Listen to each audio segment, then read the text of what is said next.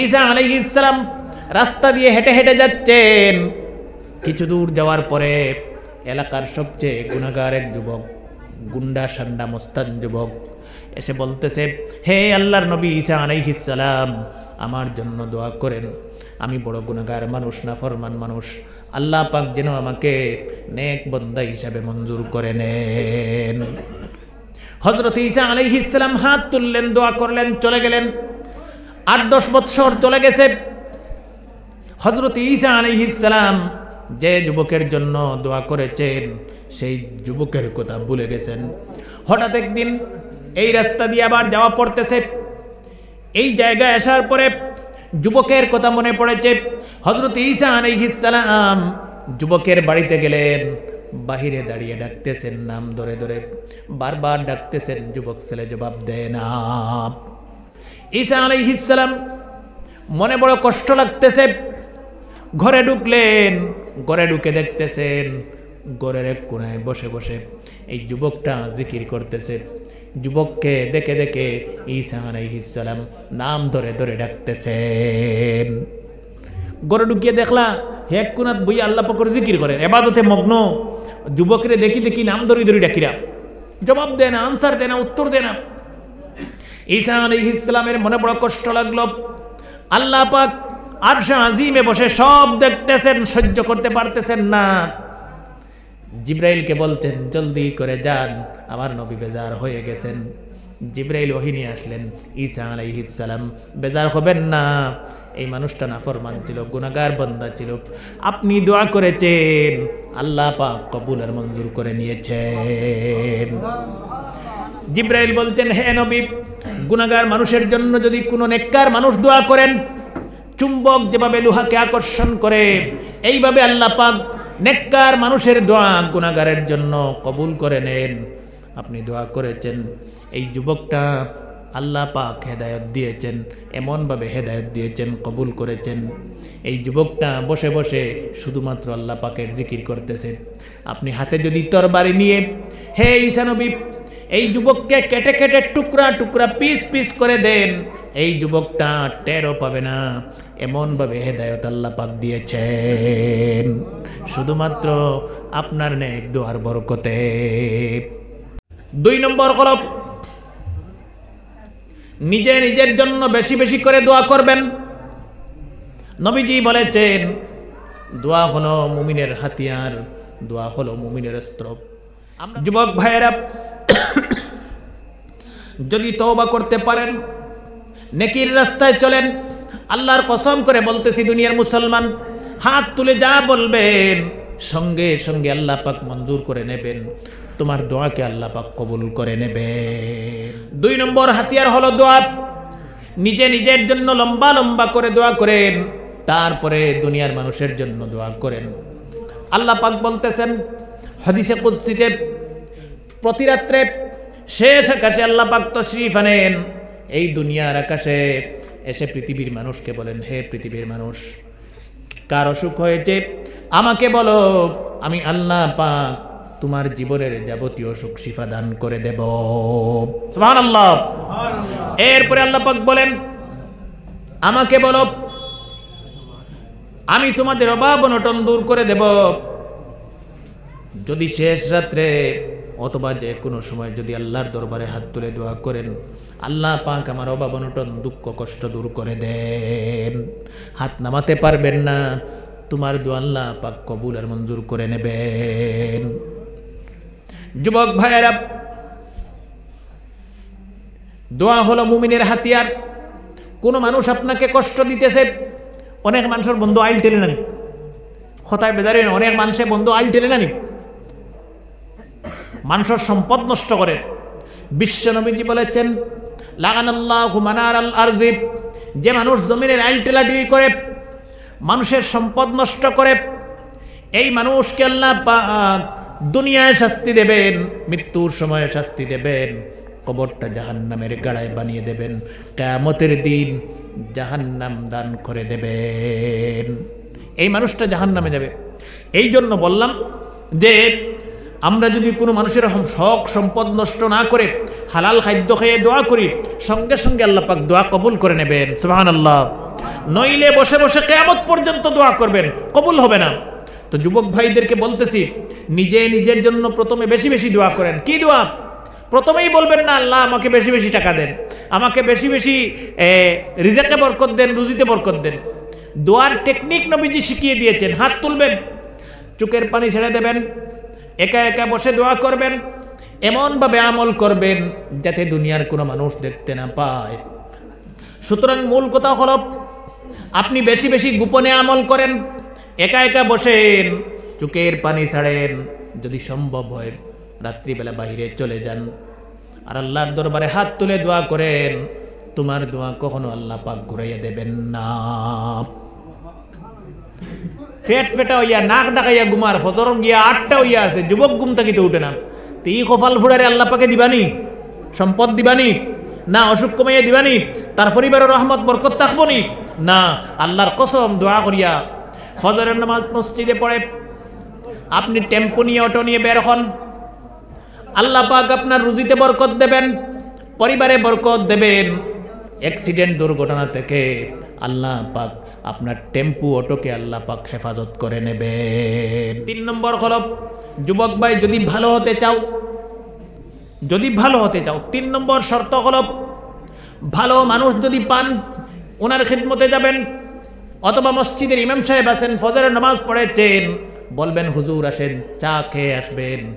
আপনার বাড়িতে নিয়ে সারফান খাওয়াইলেন, হুজুর আমার জন্য দোয়া করেন, সারিয়া দিবে না, দোয়া বাকি না। এমন এক জিনিস ইকুয়াল লগে লগে কবুল হয়ে যায়। একটা দোয়া আল্লাহর কসম আল্লাহ পাকে ঘুরিয়ে দেয় না। সুবহানাল্লাহ। কিলা কবুল হয় আমি কইব ইনশাআল্লাহ। হুজুর আপনার বাড়ি চা খাওয়াত গেছ, মাগরিবের পরে এনে ফজরের পরে চা খাওয়া শেষ, গোয়া খাওয়া শেষ, হুজুর এগুতা দোয়া করেন। কি দোয়া করবেন? প্রথমে বলবেন হুজুর এই দোয়া করবেন আল্লাহ পাক যাতে আমাকে নেক বান্দা হিসাবে কবুল করেন। আগে যদি আপনি নেককার হয়ে যায় তো পরে আর হুজুরের দোয়া লাগতো না, যা কইবা সব আল্লাহ পাকে কবুল করব। সুবহানাল্লাহ। ইবু কিতাবের ফর্মুলা। যুবক ভাইয়েরা একটা জিনিস বুঝবা, গুনাহগার মানুষ মনে করেন আমি গুনাহগার মানুষ, উনি নেককার মানুষ, আলিমে দিন অথবা কারি অথবা মসজিদের ইমাম সাহেব অথবা হাজি সাহেব নেককার মানুষ, কিতাবের মধ্যে লিখতেছেন গুনাহগার মানুষের জন্য যদি নেককার কোনো মানুষ দোয়া করেন, এই দোয়াকে আল্লাহ পাক কখনো ঘুরাইয়া দেন না, সঙ্গে সঙ্গে আল্লাহ পাক মঞ্জুর করে নেন।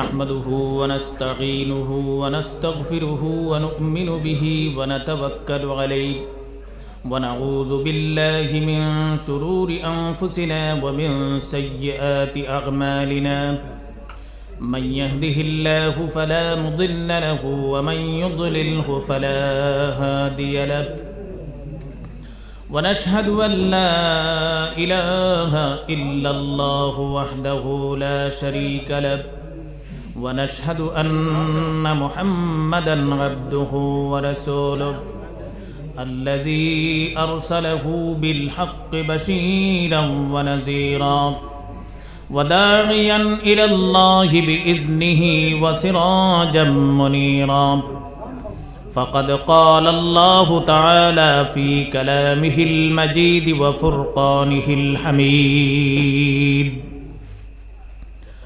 أعوذ بالله من الشيطان الرجيم بسم الله الرحمن الرحيم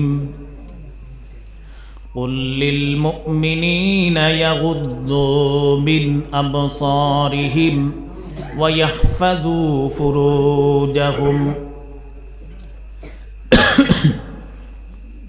وقال في آية أخرى لا يؤاخذكم الله باللغو في أيمانكم وقال النبي صلى الله عليه وسلم من حلف بغير الله فقد كفر أو أشرك أو كما قال رسول الله صلى الله عليه وسلم إن الله وملائكته يصلون على النبي يا أيها الذين آمنوا صلوا عليه وسلموا تسليما اللهم صل على سيدنا مولانا محمد وعلى آل سيدنا مولانا محمد اللهم صل على سيدنا مولانا محمد وعلى آل سيدنا مولانا محمد بلغ العلا بكماله كشف الدجى بجماله حسنت جميع خصاله صلوا عليه وآله بلغ العلا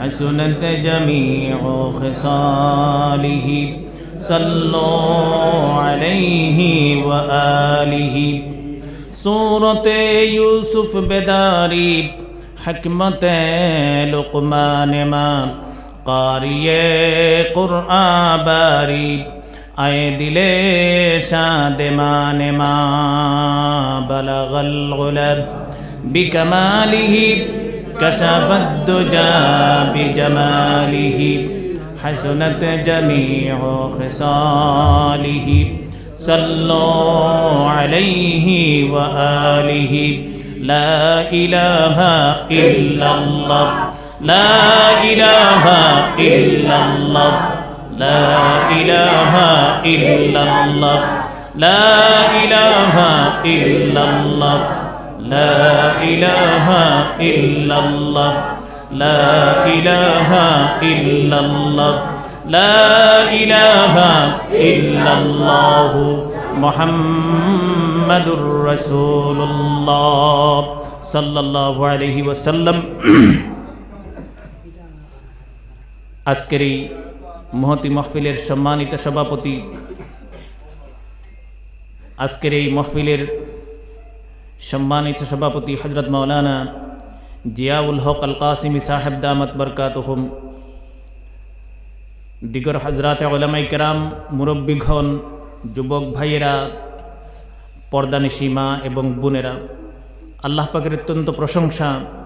নবীজির এই দিনী মাহফিলে আল্লাহ পাক আমাদেরকে একত্রিত হয়ে বসে আলোচনা করার এবং শোনার সুযোগ করে দিয়েছেন। সেই জন্য আমরা সকলে আমাদের স্রষ্টা, আমাদের মালিক আল্লাহ পাকের অন্তঃস্থল থেকে প্রশংসা আদায় করে নেই। সকলে পড়ি আলহামদুলিল্লাহ। আমার ভাইয়েরা, হুজুর অত্যন্ত সুমিষ্ট ভাষায় সুন্দর আলোচনা করেছেন। অত্যন্ত সুন্দর একজন আলিমে দিন, ভালো আলিমে দিন, আলোচনাও সুন্দর করেন। ইলমি মেহারত হুজুরের খুব ভালো, আলহামদুলিল্লাহ। আমিও সংক্ষেপে, যেহেতু অনেক দূর থেকে এসেছি, শারীরিক অবস্থা তেমন ভালো নয়, জ্বর, কাশি, অন্যান্য প্রবলেম আছে, তবু আল্লাহ পাক আমাকে যতটুকু তৌফিক দান করবেন কিছু আলোচনা করব। ওয়ামা তৌফিকি ইল্লা বিল্লাহ। আমার একটি কথা প্রত্যেকের খিদমতে করজুড়ে আবেদন থাকবে।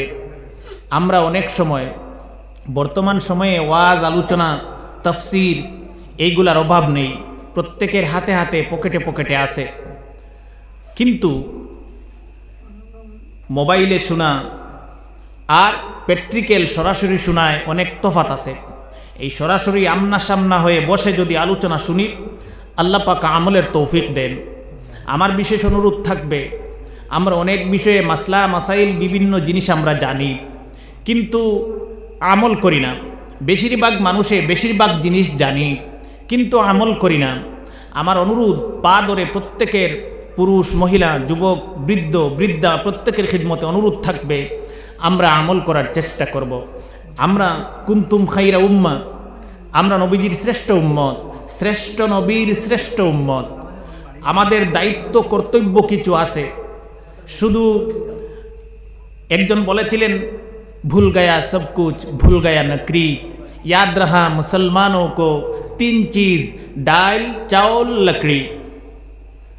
আমরা মুসলমান সব কিছু ভুলে গেছি, শুধু টাকা ইনকাম করতেছি আর ফ্যাশন আর মডার্নিজমের নামে আধুনিকভাবে চলাফেরা করার নামে আমরা অপচয় করতেছি, ব্যয় করতেছি, টাকা খরচ করতেছি। আজকে দুনিয়ার মুসলমান, আমার বিষয় সেটা না, আমি আমার বিষয়ে আলোচনা করব, কিন্তু আমি সামান্য বলতে চাই দুনিয়ার মুসলমান কোন দিক থেকে টাকা ইনকাম করতেছি, রুজি রোজগার করতেছি, আর কোন দিকে ব্যয় করছি, টাকাগুলি খরচ করছি, মুসলমান দেখতেছে না। আজ থেকে 1500 বৎসর আগে আল্লাহর রাসূল সাল্লাল্লাহু আলাইহি ওয়াসাল্লাম বলেছেন এমন এক সময় আসবে, নবীজি হাদিসে বলছেন, বাইহাকি শরীফের হাদিস, আমার উম্মত কোন দিক থেকে টাকা ইনকাম করছে এবং কোন পথে ব্যয় করছে, খরচ করছে, আমার উম্মত বাছবিচার করবে না, তমিজ করবে না, চিন্তা করবে না। সেইটাই হলো কিয়ামতের ঠিকই পূর্ব মুহূর্তের সময়। আর বর্তমানে সেই সময় চলছে। হারাম, অবৈধ, অন্যায়, অত্যাচার, চুরি, লুণ্ঠন, দালালি, ঘুষ, যেদিকে যে পারছে, যে সুবিধায় মানুষ ইনকাম করতেছে। আমি সেই দিকে আলোচনা করব না, আমার সেই বিষয়ও না। সুতরাং আমার মূল উদ্দেশ্য হলো, আমার আলোচনার মূল উদ্দেশ্য হলো, এই মজলিস আপনারা টাকা পয়সা খরচ করে আয়োজন করেছেন, অন্তত উম্মতে মুহাম্মদী হিসাবে 2-3টি জিনিস আমরা জানবো, শিখব, আর আমাদের বাস্তব জীবনে আমল করার চেষ্টা করব। এই উদ্দেশ্য নিয়ে যদি বসেন, আল্লাহর কসম গুনাহ নিয়ে কেউ বাড়িতে যাবেন না। সুবহানাল্লাহ। নবীজির হাদিস, বুখারী শরীফের হাদিস। লম্বা এই মজলিস সম্পর্কে আলোচনা, আমি শুধু একটা পয়েন্ট বলবো। বিশ্বনবীজি বলেছেন, যতক্ষণ আলোচনা চলবে এতক্ষণ যদি মানুষ শুধুমাত্র অন্তরে আল্লাহ পাকের ভয় নিয়ে, নবীজির মহব্বত অন্তরে নিয়ে মানুষ মজলিসে বসতে পারে। নবীজি বলেছেন, আনকুমু মাগফুরাল লাকুম, এই কাটাগাঁও অঞ্চলের উপরে একদল ফেরেশতা ঘোরাফেরা করবেন আর মাইকে এসে ঘোষণা করে দেবেন, যারা মজলিসে এসে বসে গেছেন প্রত্যেকের জীবনের গুনাহ মাফ করে দিয়েছেন। এক মানুষও গুনাহ নিয়ে আল্লাহর কসম যাবেন না। বুখারী শরীফের হাদিস, আল্লাহর রাসূল সাল্লাল্লাহু আলাইহি ওয়াসাল্লামের। আমরা যদি এই উদ্দেশ্য নিয়ে বসি যে আমরা বসেছি শুধুমাত্র আল্লাহকে রাজি খুশি করার জন্য, আল্লাহ পাককে সন্তুষ্টির জন্য, আর নবীজির মহব্বত অন্তর নিয়ে, তাহলে আমরা গুনাহ নিয়ে বাড়িতে যাব না। এই উদ্দেশ্য আমি মোটিভেট করতেছি আপনাদেরকে, যাতে আমাদের প্রথমে মোটিভেট করে এই পরিমাণ মন আমরা তৈরি করতে পারি, যে পরিমাণ আলোচনা শুনলে পরে আমরা আমল করতে পারি। নইলে শুনবেন বের হয়ে যাবে, শুনবেন বের হয়ে যাবে। আমি প্রথমেই বলেছি আমরা অনেকে অনেক জানি। আমাকে অনেক সময় মানুষ অনলাইনে এসে মাসলা জিজ্ঞেস করেন। সেদিন একজন বলছে, হুজুর গোবর বিক্রি করা জায়েজ কিনা না। আমি কথা প্রসঙ্গে বলতেছি, এমন মাসলা আমাকে জীবনে কেউ জিজ্ঞেস করে নাই। সত্যি অসাধারণ, এই মানুষটার টেকনিক কিন্তু অসাধারণ। কেউ যদি আমাকে কোনো কিছু প্রশ্ন করেন আমি খুশি হই ইনশাল্লাহ। অন্তত তার প্রশ্নের কারণে আমি কিতাব দেখতে পারবো, চাইতে পারবো। তা আমাকে এই ভাই প্রশ্ন করেছে, আমি বললাম ভাই 10 মিনিট পরে আমি আপনাকে বলতেছি, কারণ আমি তো এই বিষয়ে জানি না।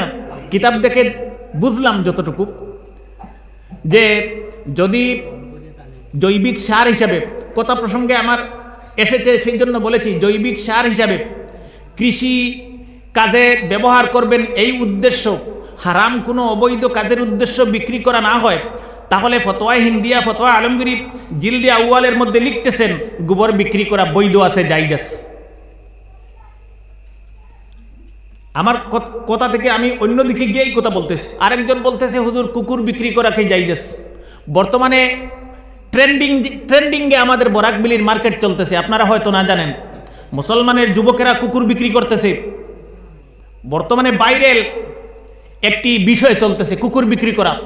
আমি কথা প্রসঙ্গে বলতেছি, কেউ ভালো পান খারাপ পান আমার কোনো বিষয় না। যেহেতু আমি নবীজির ওয়ারিস, আলিমে দ্বীন, আমাকে হক কথা বলতেই হবে। ভালো পান খারাপ পান আমার কোনো বিষয় না। সুতরাং আমি মাসলা বলে দিচ্ছি, কুকুর বিক্রি করা কোনো অবস্থায় বৈধ নয়, হারাম, গুনাহে কবিরা। কুকুর বিক্রি করার টাকা, শুকর বিক্রি করে টাকা যেভাবে হারাম, খাওয়া হারাম, গুনাহে কবিরা। কুকুর বিক্রি করে সেই কুকুরের টাকা খাওয়া হারাম, গুনাহে কবিরা। শুধু আমাদের হানফি মজহব মতে না, শাফিঈ মজহব, মালিকি মজহব, হাম্বলি মজহব মতে, চার মজহব মতে কুকুর বিক্রি করে যে টাকা আপনি পাবেন বা ইনকাম করবেন বা উপার্জিত টাকা আপনি অর্জন করবেন, সেই টাকা আপনার জন্য টোটালি হারাম, গুনাহে কবিরা। সংক্ষেপ মাসলা, আমি আপনাদেরকে টেকনিক শিখিয়ে দেই। যে বস্তু মুসলমানের জন্য খাওয়া যায় সেই বস্তুর বিজনেস করা যায়, কুকুর খাওয়া যায় নি? কুকুর খাওয়া জায়েজ নয়। সুতরাং কুকুরের বিজনেস, ব্যবসা বাণিজ্য, টাকা বিক্রি করে আপনারা খেতে পারবেন না, জায়েজ নয়, হারাম, গুনাহে কবিরা। অন্য বিষয়ে আলোচনা এসেছে, কথা প্রসঙ্গে বলেছি, সুতরাং এই বিষয়ে আর বলবো না। মূল উদ্দেশ্য হলো, আমি ভূমিকাতে আলোচনা করব না, শুধুমাত্র বলেছি আমলের নিয়তে বসবেন, আমরা কিছু শিখব, এই উদ্দেশ্য নিয়ে আমি এসেছি। আমি ইচ্ছা করলে কিছু কিস্সা কাহানি সুন্দর সুন্দর টান টোন দিয়ে আপনাদের চোখের পানি ফেলে দিয়ে আমি অনেক দূর চলে যেতে পারি তাড়াতাড়ি। কিন্তু আমি চাই, যেহেতু দিনী মাজলিস আয়োজন করেছেন, কিছু শিখেন, কিছু আমল করেন। আমরা উম্মতে মুহাম্মদী মুসলমান, বয়স্ক হলেও আমরা দিন শিখব। সমস্ত জীবন নবীজির উম্মতদের দায়িত্ব হলো দিন শিখবে আর আমল করবে। সুবহানাল্লাহ। বয়সের সাথে দিন শিখার কোনো সামঞ্জস্য নেই। আপনি বৃদ্ধ হতে পারেন, বয়স্ক হতে পারেন, আপনি সমস্ত জীবন দিন শিখবেন। সেই শিক্ষা মুহাম্মদুর রাসূলুল্লাহ সাল্লাল্লাহু আলাইহি ওয়াসাল্লাম আমাদেরকে দিয়েছেন। উদাহরণস্বরূপ আমি বলতে পারি, নবীজির স্ত্রী হযরতে মায়মুনা রাদিয়াল্লাহু তাআলা আনহা কিতাবের মধ্যে লিখতেছেন, বিশ্ব নবীজির বিবাহ যখন হযরতে মায়মুনা রাদিয়াল্লাহু তাআলা আনহার সাথে হলো, বিবাহ কমপ্লিট হয়ে গেল, নবীজি জানতে পারলেন হযরতে মায়মুনা টোটালি নিরক্ষর, নিজের সিগনেচার পর্যন্ত লিখা জানেন না। সুবহানাল্লাহ। বিশ্ব নবীজির স্ত্রী আর টোটালি নিরক্ষর। সুবহানাল্লাহ। এই কথা কি মানা যায়?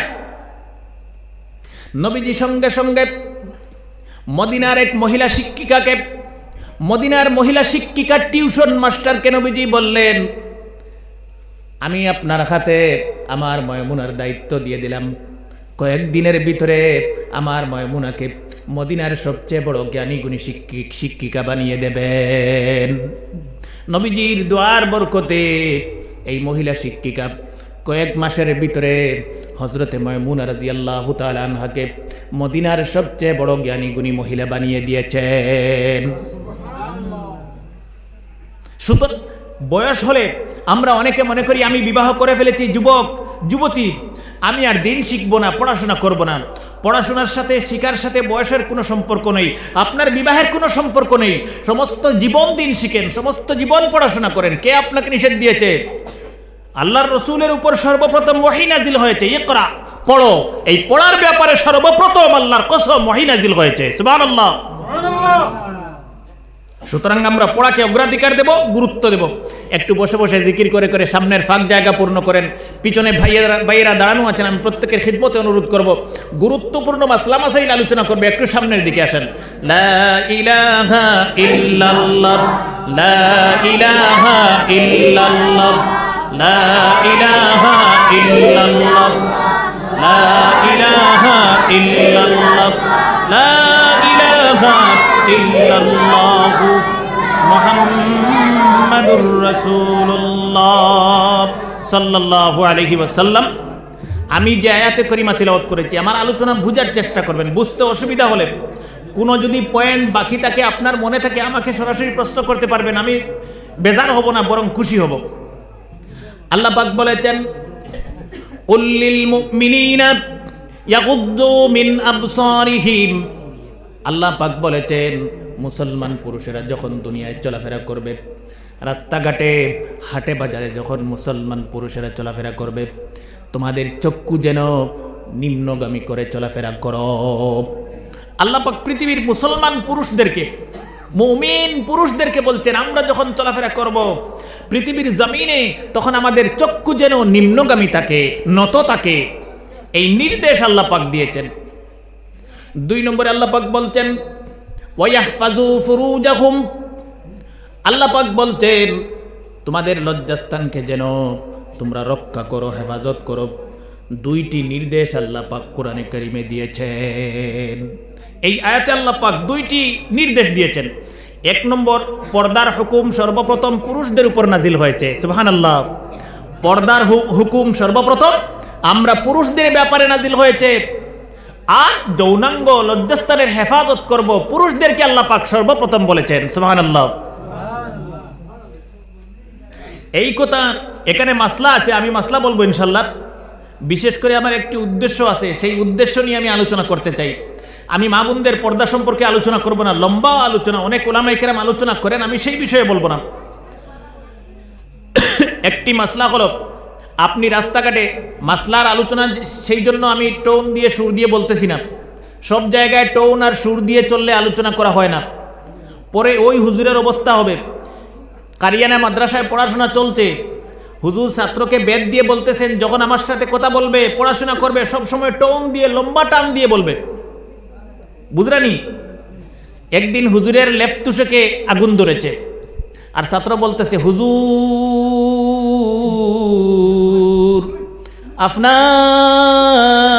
আপনার রাজাই জলিদার হইতে হইতে আধা ঘন্টা, আর ইকান হইতে হইতে হুজুরের তুষক জলিয়া চাই। বুঝরানি কিতা কইয়ার? হ্যাঁ, হৌ যে আগে তারে বেদ দিছিলা আর দিয়া কইসলা খালি যদি খারিয়ানি টান ছাড়িবে তরুণ দিলেই মুখ ধরছে। হুজুরের লেফো আগুন, কইছে আই চান্স পাইস, পুরা খারিয়ানি মখরত আদায় করিয়া দিস। আর ইকনাইন করতে করতে হুজুরের লেফট তুষক জ্বলিয়া শেষ। এই কথা বুঝাইতে চাইলাম আমি, সব জায়গা খালি সুর টান আর টোন আর লেহেজা দিয়া চলে না। এটাও একটা কেয়ামতের আলামত, এটাও একটা কেয়ামতের আলামত। বাধ্য আমরা ওয়াজ যারা করি, আমরাও বাধ্য। কারণ আপনারা এনে জমাইয়া বইয়া আমার দেখলেন ঔষধ বেশিতাম, ইকনেন ব্যস্ত হইলে একটু সুরর তালর প্রয়োজন, নাইলে মানুষ বয় না, বয়নি। একদম হক কথা কইয়ার। মূল উদ্দেশ্য হলো, রাস্তাঘাটে চলাফেরা করতেছেন, আল্লাহ পাক বলেছেন রাস্তাঘাটে চলাফেরা করেন, বাজারে যান, স্কুল কলেজে যান, কোনো বেগানা মেয়ে লোকের দিকে যদি আপনার চোখের দৃষ্টি পড়ে যায়, শরীয়তের ফয়সালা হলো, বিশ্বনবী জনাব মুহাম্মদুর রাসূলুল্লাহ সাল্লাল্লাহু আলাইহি ওয়াসাল্লাম হাদিসের মধ্যে বলেছেন, সঙ্গে সঙ্গে দৃষ্টি ফিরিয়ে নেবে। আমি ইলা কথা কইলে আপনারা বুঝতে অসুবিধা হয়নি। আমরা বাজারঘাট, রাস্তাঘাট, বাড়িঘর, দোকানপাট, যে কোনো জায়গায় বেগানা মেয়ে লোকের দিকে যদি আমাদের চোখ দৃষ্টি পড়ে, সাথে সাথে আমার অজান্তে, আমার অনিচ্ছাকৃত, বোঝার চেষ্টা করবেন, আমার অনিচ্ছাকৃত, আমার অজান্তে বেগানা মেয়ে লোকের দিকে যদি চোখ পড়ে, দৃষ্টি পড়ে, শরীয়তের হুকুম হলো ফরজ, ফরজ, ফরজ, সাথে সাথে আমার চক্ষুকে আমি ফিরিয়ে নেব, অথবা নিম্নগামী করে নেব। আমার উপর দায়িত্ব আল্লাহ পাক ফরজ করে দিয়েছেন। সুবহানাল্লাহ। কিন্তু এই মেয়েকে দেখার পরে আপনার যদি ভালো লাগে, সুন্দর লাগে, মনে আকর্ষণ সৃষ্টি হয়ে যায়, আবার দুই নম্বর বার যদি এই মেয়েটার দিকে দৃষ্টি দেন, তাকান, জিনা নামক কবিরা গুনাহ আপনার আমলে লিখা হবে। বুঝার চেষ্টা করবেন, জিনা শুধু প্র্যাকটিক্যাল জিনার নাম জিনা না। জিনা আপনার চক্ষু জিনা করে, আপনার ব্রেন জিনা করে, আপনার হাত জিনা করে, আপনার পা জিনা করে, আপনার অন্তর জিনা করে, আপনার অন্তরও জিনা করে। কোনো যুবতী মেয়েকে দেখে যদি মনে মনে অন্তরে অন্তরে কোনো কুকর্মের মনোভাব আপনার অন্তরে জন্ম নিয়ে নেয়, তাহলে জিনা নামক গুনাহ আপনার আমলে লিখা হবে। শরীয়তের ফরজ হলো, নিজের অজান্তে, নিজের অনিচ্ছাকৃত কোনো যুবতী মেয়ে লোকের দিকে যদি দৃষ্টি মা বোনদের প্রতি পড়ে যায়, সাথে সাথে আমার দৃষ্টিকে আমি সংযম করব, হেফাজতে নিয়ে নেব, অর্থাৎ দৃষ্টিকে আমি ফিরিয়ে নেব। আল্লাহ পাক মুসলমান পুরুষদের উপর ফরজ করে দিয়েছেন। সুবহানাল্লাহ। আসেন এবার এই মোবাইল আমরা 100% মানুষ ব্যবহার করি। আমি 99% বললেও ভুল হবে। একজন মানুষের 2টা-3টা আছে মোবাইল, এমনও মানুষ আছে, আছে না? না আছে। এই মোবাইল ব্যবহার করতেছেন, আপনি ইউটিউব ব্যবহার করছেন, আমি শরীয়তের ফতোয়া বলছি, আপনি ফেসবুক ব্যবহার করছেন, সমান হুকুম। সরাসরি যদি আপনি কোনো মেয়ে লোককে সামনে দেখেন অথবা ফেসবুকে কোনো মেয়ে লোকের ফটো দেখেন অথবা ভিডিও দেখেন, সরাসরি যেভাবে আপনি মেয়ে লোকের উপর থেকে দৃষ্টি সরিয়ে নেবেন ফরজ, ইউটিউব, ফেসবুক ইত্যাদি সোশ্যাল মিডিয়ায় কোনো বেগানা মেয়ে লোক অথবা ভিডিও অথবা ফটো দেখেন, আপনার দৃষ্টি আপনি ফিরিয়ে নেবেন ফরজ, নইলে ফরজ লঙ্ঘন করার গুনাহ লিখা হবে আর জিনা নামক গুনাহ আপনার নামামলে লিখা হবে। নাউযুবিল্লাহ। সুতরাং যুবক ভাইয়েরা, করজোড়ে অনুরোধ করব, ফেসবুক ব্যবহার করেন, আমি নাজায়েজ বলছি না, বোঝার চেষ্টা করবেন। ফেসবুক ব্যবহার করা, ইউটিউব ব্যবহার করা নাজায়েজ বলছি না। ফেসবুক ব্যবহার করেন, সোশ্যাল মিডিয়া ব্যবহার করেন, বিশ্ব নবীজির দিনের প্রচার করেন। সুবহানাল্লাহ। এত সুন্দর একটি প্ল্যাটফর্ম বিজ্ঞান আমাদেরকে আশীর্বাদ দিয়েছে। আল্লাহর কসম করে বলছি, এত সুন্দর একটি প্ল্যাটফর্ম। আমি এখানে এসে যা আলোচনা করতাম, আমার ঘরে বসে যদি আমি লাইভে ফেসবুকে সেইগুলি আলোচনা করি, আপনারা শুনবেন, সাথে সারা ওয়ার্ল্ড শুনবে। সুবহানাল্লাহ। এত সুন্দর একটি প্ল্যাটফর্ম উপহার দুনিয়ার বিজ্ঞান আমাদেরকে দিয়েছে, সায়েন্স দিয়েছে। এই সায়েন্সের বিজ্ঞানের ভালো দিক ব্যবহার করেন। কেন গুনাহ করছেন? গান দেখছেন, রিলস দেখছেন, মিউজিক দেখছেন, ফিল্ম দেখছেন, বিভিন্ন ধরনের ফটো দেখছেন, নাটক দেখছেন, এইগুলা গুনাহ। সুতরাং যুবক ভাইয়েরা, ফেসবুকে ভিডিও ছাড়া, ইউটিউবে ভিডিও ছাড়া ইনকাম করা জায়েজ কিনা না, সেই বিষয়ে আজকে একদম কমপ্লিট আলোচনা করব। সুতরাং যুবক ভাইয়েরা, সোশ্যাল মিডিয়া ব্যবহার করতে পারবেন, ভালো করে বোঝার চেষ্টা করবেন। যদি হকভাবে ব্যবহার করেন, হালালভাবে ব্যবহার করেন, আপনি যদি কোনো আপনার অনিচ্ছাকৃত অজান্তে যদি কোনো মহিলার ফটো এসে যায় অথবা ভিডিও এসে যায়, সঙ্গে সঙ্গে হাত দিয়ে টেনে পাস করে দেবেন। সুন্দর লাগতেছে, আবারও দেখি, গুনাহে কবিরা, জিনা নামক গুনাহ লেখা হবে। আপনার অজান্তে অনিচ্ছাকৃতভাবে আপনার স্ক্রিনে একটা মহিলার ভিডিও অথবা ফটো এসেছে, আপনি হাত দিয়ে টেনে পাস করে দেবেন। 2 নম্বর কথা হলো, আমার মূল আলোচনা যাব ইনশাআল্লাহ, যেহেতু কথা প্রসঙ্গে এসেছে আমি একটু আলোচনা করে নিই। 2 নম্বর কথা হলো, ফেসবুকে আপনি মনিটাইজেশন পেয়ে অথবা ইউটিউব থেকে মনিটাইজেশন পেয়ে টাকা ইনকাম করতে পারবেন কিনা, শরীয়ত কি বলেছে, হাদিস কি বলেছে, ফতোয়া কি বলেছে, লম্বা আলোচনা। আমি গুলমুল ফতোয়া সারাংশ বলবো, লম্বা আলোচনা, গুলমুল ফতোয়া সারাংশ বলবো। যদি আপনার কন্টেন্টগুলি, সাধারণ মানুষ কন্টেন্ট হয়তো নাও বুঝতে পারেন, যেগুলি আপনি পোস্ট করেন, যার ফেসবুক আইডি আছে অথবা ইউটিউব আইডি আছে, ওনারা যেগুলি পোস্ট করেন এইগুলিকেই সাধারণত কন্টেন্ট বলা হয়। আমি ঠিক বলতেছি না ভুল বলতেছি? ঠিক। পোস্ট, রিলস, ভিডিও, টেক্সট, আপনি যে কোনো কিছু লিখেও আপনি ফেসবুকে পোস্ট করতে পারবেন, আপনি ফটো ফেসবুকে পোস্ট করতে পারবেন, আপনি ভিডিও ফেসবুকে পোস্ট করতে পারবেন, রিলস ফেসবুকে পোস্ট করতে পারবেন। বুঝার চেষ্টা করবেন আমি কি কথাগুলো বলছি। যেই পোস্ট আপনি করবেন সেই পোস্টে যাতে কোনো ধরনের মিউজিক না হয়, বাজনা না থাকে, সেই পোস্টে যাতে কোনো ধরনের গান না থাকে, কোনো ধরনের হারাম বস্তু না থাকে, শরীয়ত সম্মত বস্তু হয়, কন্টেন্টগুলি হয়। গান বাজনা অথবা মানুষের ফটো, আমি বোঝানোর চেষ্টা করছি, মানুষের ফটো, সরাসরি মানুষের ফটো, প্রয়োজনে মানুষের ফটো দিতে পারবেন। ফটো ব্যাপারে আমি আলাদা আলোচনা করব। আপনি যে ভিডিও অথবা রিলস ছাড়বেন, সেই ভিডিও অথবা রিলসে কোনো ধরনের মিউজিক, বাজনা, গান ইত্যাদি যেন না হয়, কোনো মহিলার ফটো আপলোড না করেন, কোনো মেয়ে লোকের পিকচার আপলোড যাতে না করেন। ইসলামী অথবা দ্বীনি ব্যাপার নিয়ে আপনি প্রচার করেন, আলোচনা করেন, কন্টেন্ট ছাড়েন। যদি এই ধরনের ভিডিও, শরীয়ত সম্মত কন্টেন্ট, পোস্ট, রিলস, ভিডিও আপনি আপলোড করেন ফেসবুকে অথবা ইউটিউব থেকে, তাহলে এই সমস্ত পোস্ট বা কন্টেন্ট ছাড়ার পরে যে ধরনের আর্নিং বা মনিটাইজেশন হওয়ার পরে আপনার ইনকাম হয়, সেগুলা বৈধ। সেগুলা বৈধ মানে জায়েজ, সেগুলা বৈধ মানে জায়েজ। তবুও উলামায়ে কেরামের এই বিষয়ে ইখতিলাফ, তবুও উলামায়ে কেরামদের, ফুকাহায়ে কেরামদের এই বিষয়ে ইখতিলাফ যে আপনাকে তো ফেসবুক আর ইউটিউব এমনি এমনি টাকা দেবে না, অ্যাডভার্টাইজ আপনার ভিডিওতে অথবা ফটোতে সে অ্যাডভার্টাইজ শো করবে। এই অ্যাডভার্টাইজগুলো যদি হালাল হয়, ভালো শরীয়ত সম্মত অ্যাডভার্টাইজ হয়, তাহলে এই অ্যাডভার্টাইজ থেকে যে পয়সা দেবে সেইগুলা হালাল। আর আমি দেখেছি আমার ব্যক্তিগত রিসার্চ বা গবেষণা বা আলোচনা থেকে, যে যদি আপনি বৈধ শরীয়ত সম্মত কন্টেন্ট আপনি এই ভিডিওতে ফেসবুকে আপলোড করেন, তাহলে এই কন্টেন্টে বা এই পোস্টগুলিতে তারা খারাপ বা শরীয়তের নিষেধ এমন কোনো অ্যাডভার্টাইজ শো করে না। আমি দেখেছি বিভিন্ন ওয়াজ আমি দেখি, দেখার সময় আমি দেখি এই ওয়াজের ভিডিওতে কী ধরনের অ্যাডভার্টাইজ আসে। অন্তত হালাল অ্যাডভার্টাইজ থাকে বেশিরভাগ 90%।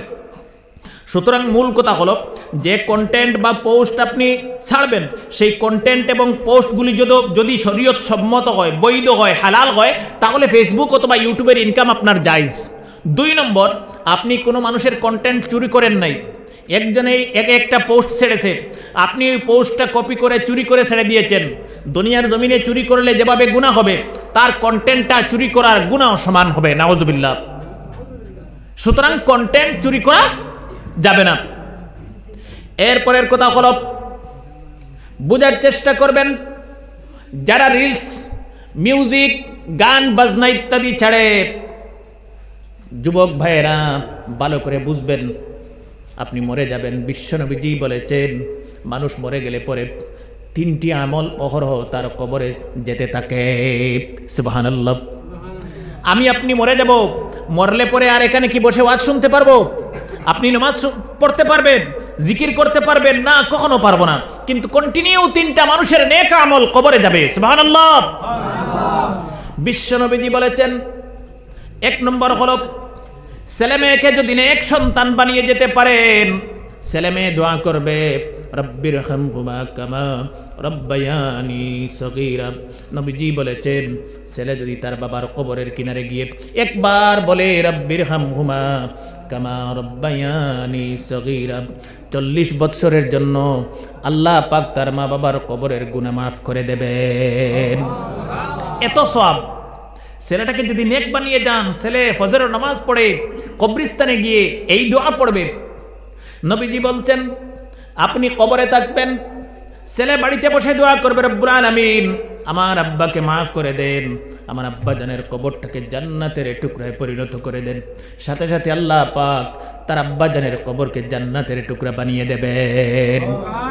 যদি এই জিনিসটার সব কবরে কন্টিনিউ যেতে থাকবে। 2 নম্বর হলো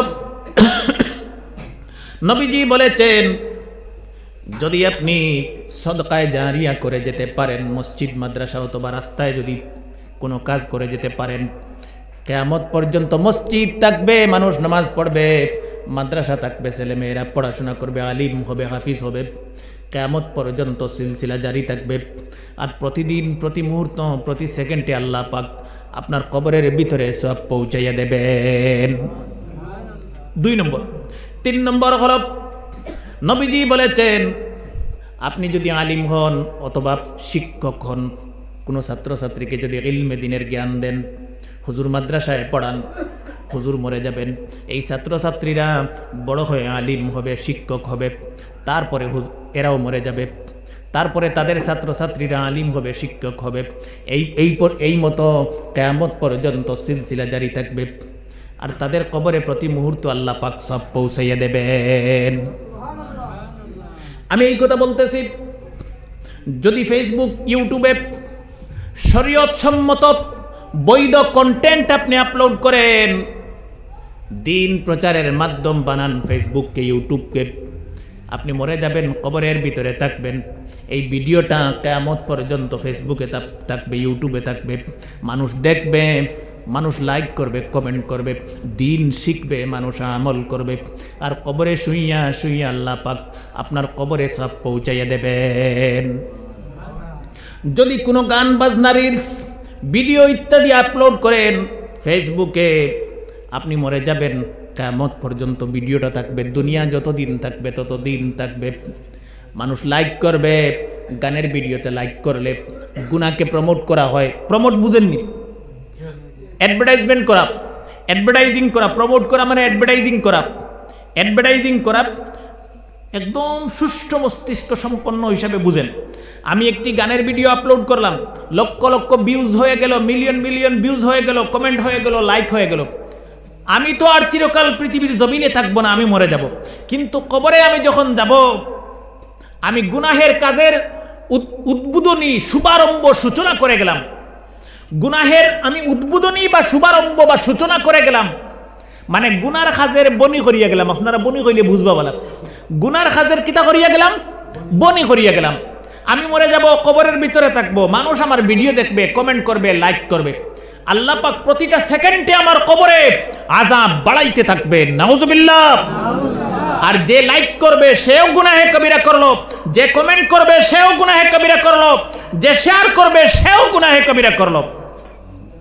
নবীজি বলছেন, মান আহিয়া সুন্নাতাম মিন সুন্নতি কাদ উমিতাত বাদি। নবীজি বলছেন ফা ইন্না লাহু, নবীজি বলছেন কোনো ভালো কাজের সূচনা যদি কোনো মুসলমান করে, আপনি যদি কোনো ভালো কাজের সূচনা করেন, শুভারম্ভ করেন, স্টার্ট করেন, উদ্বোধনী করেন, মানে ভালো কাজের বনি করেন। আমার কথা বুঝতে জাননি? নবীজি বলছেন আমি ভালো কাজের সূচনা করলাম, ফেসবুকে ভালো কন্টেন্ট, নবীজির হাদিস, কোরআনে করিমের তিলাওয়াত শুদ্ধ করে, অথবা শুধু কোরআনে করিমের আয়াতের তর্জমা, আর কিচ্ছু জানি না, আমি আয়াতের তর্জমা ইত্যাদি লিখে অথবা ভালো নসিহত উপদেশ দেওয়া শুরু করে দিলাম। এইটা আমি ভালো কাজের সূচনা করলাম, বনি করলাম, উদ্বোধনী করলাম, শুভারম্ভ করলাম। নবীজি বলছেন আমি যে শুরু করেছি, আমার দেখা দেখি যত মানুষ আমার পোস্ট পড়বে, যত মানুষ লাইক করবে, যত মানুষ শেয়ার করবে, প্রত্যেক মানুষকে আল্লাহ পাক যা সওয়াব দেবেন সমপরিমাণ সওয়াব আমাকে দেবেন। সুবহানাল্লাহ। আমি একে শুরু করেছিলাম। আমি কতজনে শুরু করলাম? আমি শুরু করলাম একলা, আমি শুরু করলাম একা। মনে করেন 10,000 ভিউ হয়েছে, 10,000 মানুষ দেখেছেন। এই 10,000 মানুষের যত সওয়াব হবে তত পরিমাণ তাদের নমা আমল থেকে না কমাইয়া আল্লাহ পাক আমাকে সওয়াব দিবেন। সুবহানাল্লাহ। এর উল্টা নবীজি বলেছেন, কোন মানুষ যদি গুনাহের প্রমোট করে, অর্থাৎ গুনাহের কাজ শুরু করে, নবীজি বলেছেন তাহলে যত মানুষ দেখবেন, যত মানুষ লাইক দেবেন, যত মানুষ শেয়ার করবেন, তত মানুষের সমান গুনাহ যে মানুষ শুরু করেছে আল্লাহ পাক তার নামা আমলে দিয়ে দেবেন। 10,000 মানুষের আমি একটা গানের ভিডিও একবারে বুঝতা করে সিলেটি ভাষায় বাঙ্গি বুঝাই, আমি একটা গানের ভিডিও ছাড়িছি ফেসবুকও। আমার গানের ভিডিও 10,000 মানুষে দেখছেন, লাইক কমেন্ট পোস্ট শেয়ার করছেন। ও 10,000 মানুষে যত গুণা হইব ও পরিমাণ গুণা আমি ফইলা ছাড়ার কারণে, কারণ এই গুনার বেশি গাড্ডাকে আমি আমার নমা আমল আল্লাহ পাকে দিব। সুতরাং কেয়ারফুল। দুনিয়ার যুবক মুসলমান ভাই, আমি পায়ে ধরে অনুরোধ করছি, আমরা সোশ্যাল মিডিয়াকে মিস ইউজ করবো না, ইউটিউব ফেসবুককে মিস ইউজ করবো না, কারো মান সম্মান ইজ্জত সম্ভ্রম নিয়ে খেলা করবো না। মুসলমান যুবকেরা অনেক সময় দেখি আফসোস, দুঃখ লাগে, মুসলমানের যুবক অপর মুসলমানের যুবতী মা বোনদের ফটো আপলোড করে দেয়। কি ধরনের মুসলমান আমি আপনি? যুবক ভাইয়েরা, আপনি জানেন না বিশ্ব নবীজির আদর্শ সেটা নয়, মুসলমানের বৈশিষ্ট্য সেটা নয়, মুসলমানের আদর্শ এই জিনিস নয়। একজন গুনাহ করেছে, আমি দেখে ফেলেছি, আচ্ছা শুনছেন, একবারে আমি বাঙ্গে বুঝি আর বুঝতা করি। মনে করেন আমি এখন বাদ কাম করে লিছি, একবারে বাদ, ও এলাকার কোনো এক জায়গার একজনে দেখে লিখছেন, কিতা করবা? এই এলাকায় শুনতে আর সময় লাগবো নি? হ্যাঁ, হক মাত দেখান ওখান কইবা। আমি মনে করেন এখন আমি তো মানুষ, বা আলিম হই, মাস্টার হই, পীর হই, বুজুর্গ হই, মুন্সি হই, মাস্টার হই, কৃষিকাজ করনেওয়ালা হই, ঠেলাওয়ালা, রিক্সাওয়ালা হই, আমি তো মানুষ। ভুল তো মানুষের হয়, নবীদের ভুল হয় না, সুবহানাল্লাহ।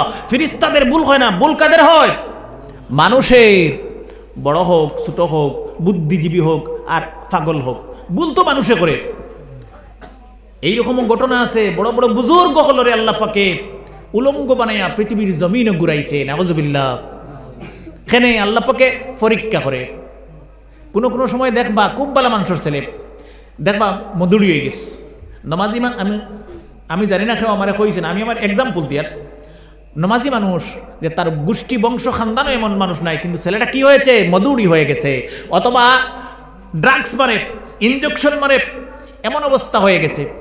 আমরা হাততালি দেব না, আমরা তো মুসলমান। যদি কোনো মতে খালি সুইন না পাইতে আমরা বুঝি কুড়াল ঢুকাইতাম, মানে আমরা মুসলমানের অবস্থা ওরকম না, নি কথায় খারাপ পাইবে না। আমরা যদি খালি সুইন্নার মতো ফাঁক পাই তো বুঝা যায় হল্লা আড়াইতে পারি না কুড়াল ঢুকাইতাম, এবার সুতাও ঢুকেন না চাই কুড়াল ঢুকাই দিতাম। আমি কইয়ার ও কারণে যে আমরা যখন এক মানুষ বিপদে পড়ে, মুসিবতে পড়ে, ভালো মানুষের ছেলে মেয়ে যখন বিপদে চলে যায় আমরা হাত তালি দেই, দেখছো হ্যাঁ এগুলো বিপদে কেন যাবে, নিশ্চয় তার বাবার কাছে কোনো ভুল আছে, মার কাছে কোনো ভুল আছে না। অপরের বিপদ দেখে যদি আপনি হাত তালি দেন, আল্লাহর কসম নবীজির হাদিসে আছে এই বিপদ আল্লাহ পাক আপনার উপর একদিন না একদিন দেবেন। সুবহানাল্লাহ। আমরা হাত তালি দেব না।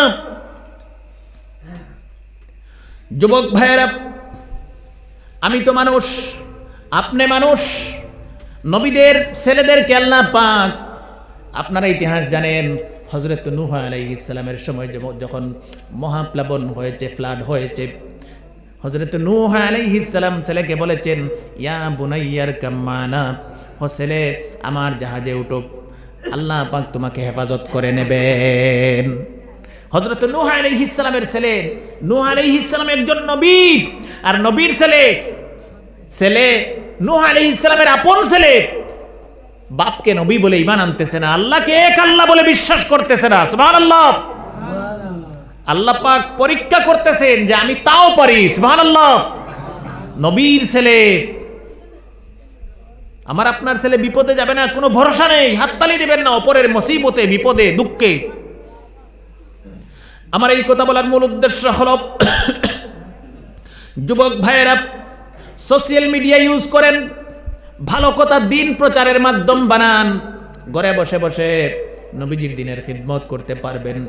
গুনার মাধ্যম বানাবেন না, মরে যাবেন, কবরে চলে যাবেন।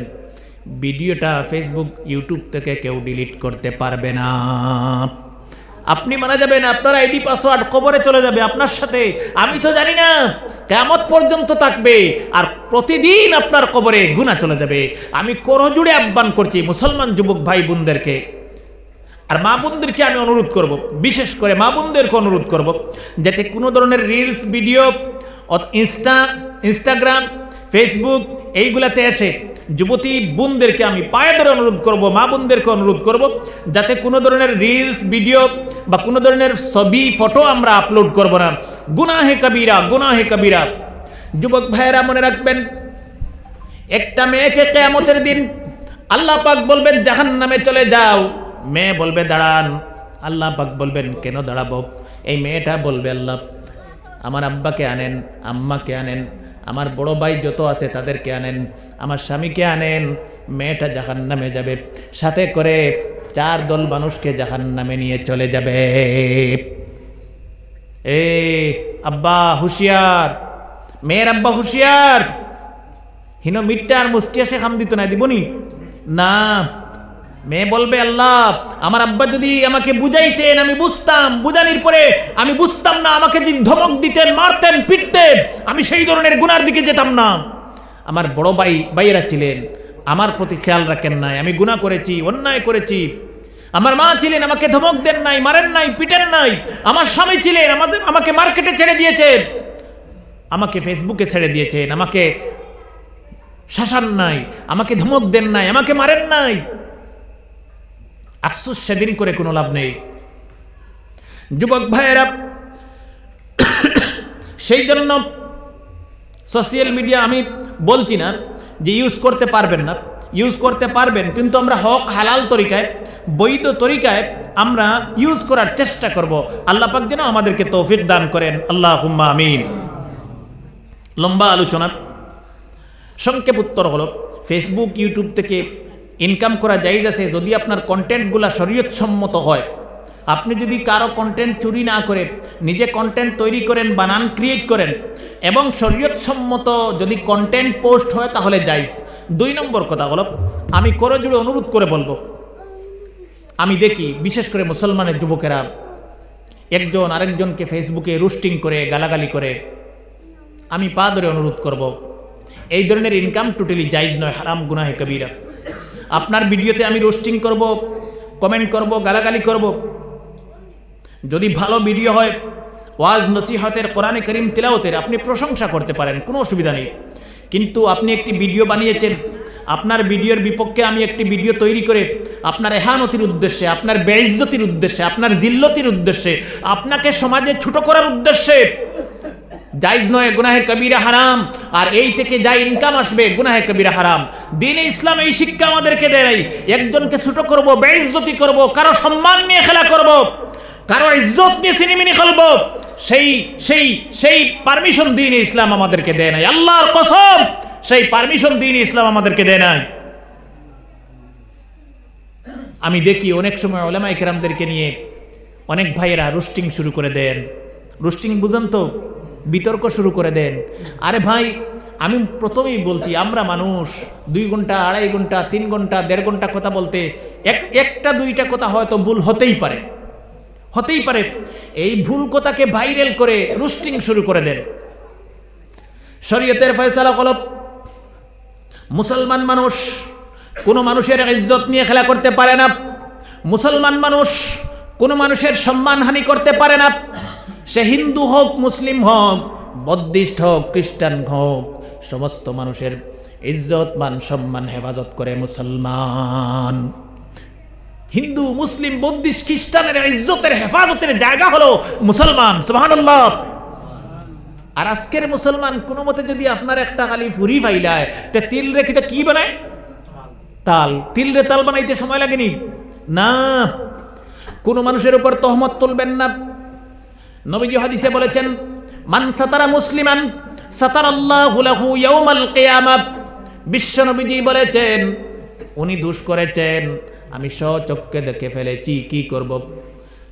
তাই যদি কোনো বাদ এক গুনাহ করিলেন, যে গুনাহ আমি মুখ নাম নিতে পারিয়েন না, ওলা এক গুনাহ করিলেন, আর আমি দেখিলাই তি কাটাগাঁও অঞ্চলের মানুষের শুনতে সময় লাগবো নি না? আমি বাগর বেটা যদি হতো জেলা আছে না, ফেসবুকে পোস্ট করে দিব, করবো না নি?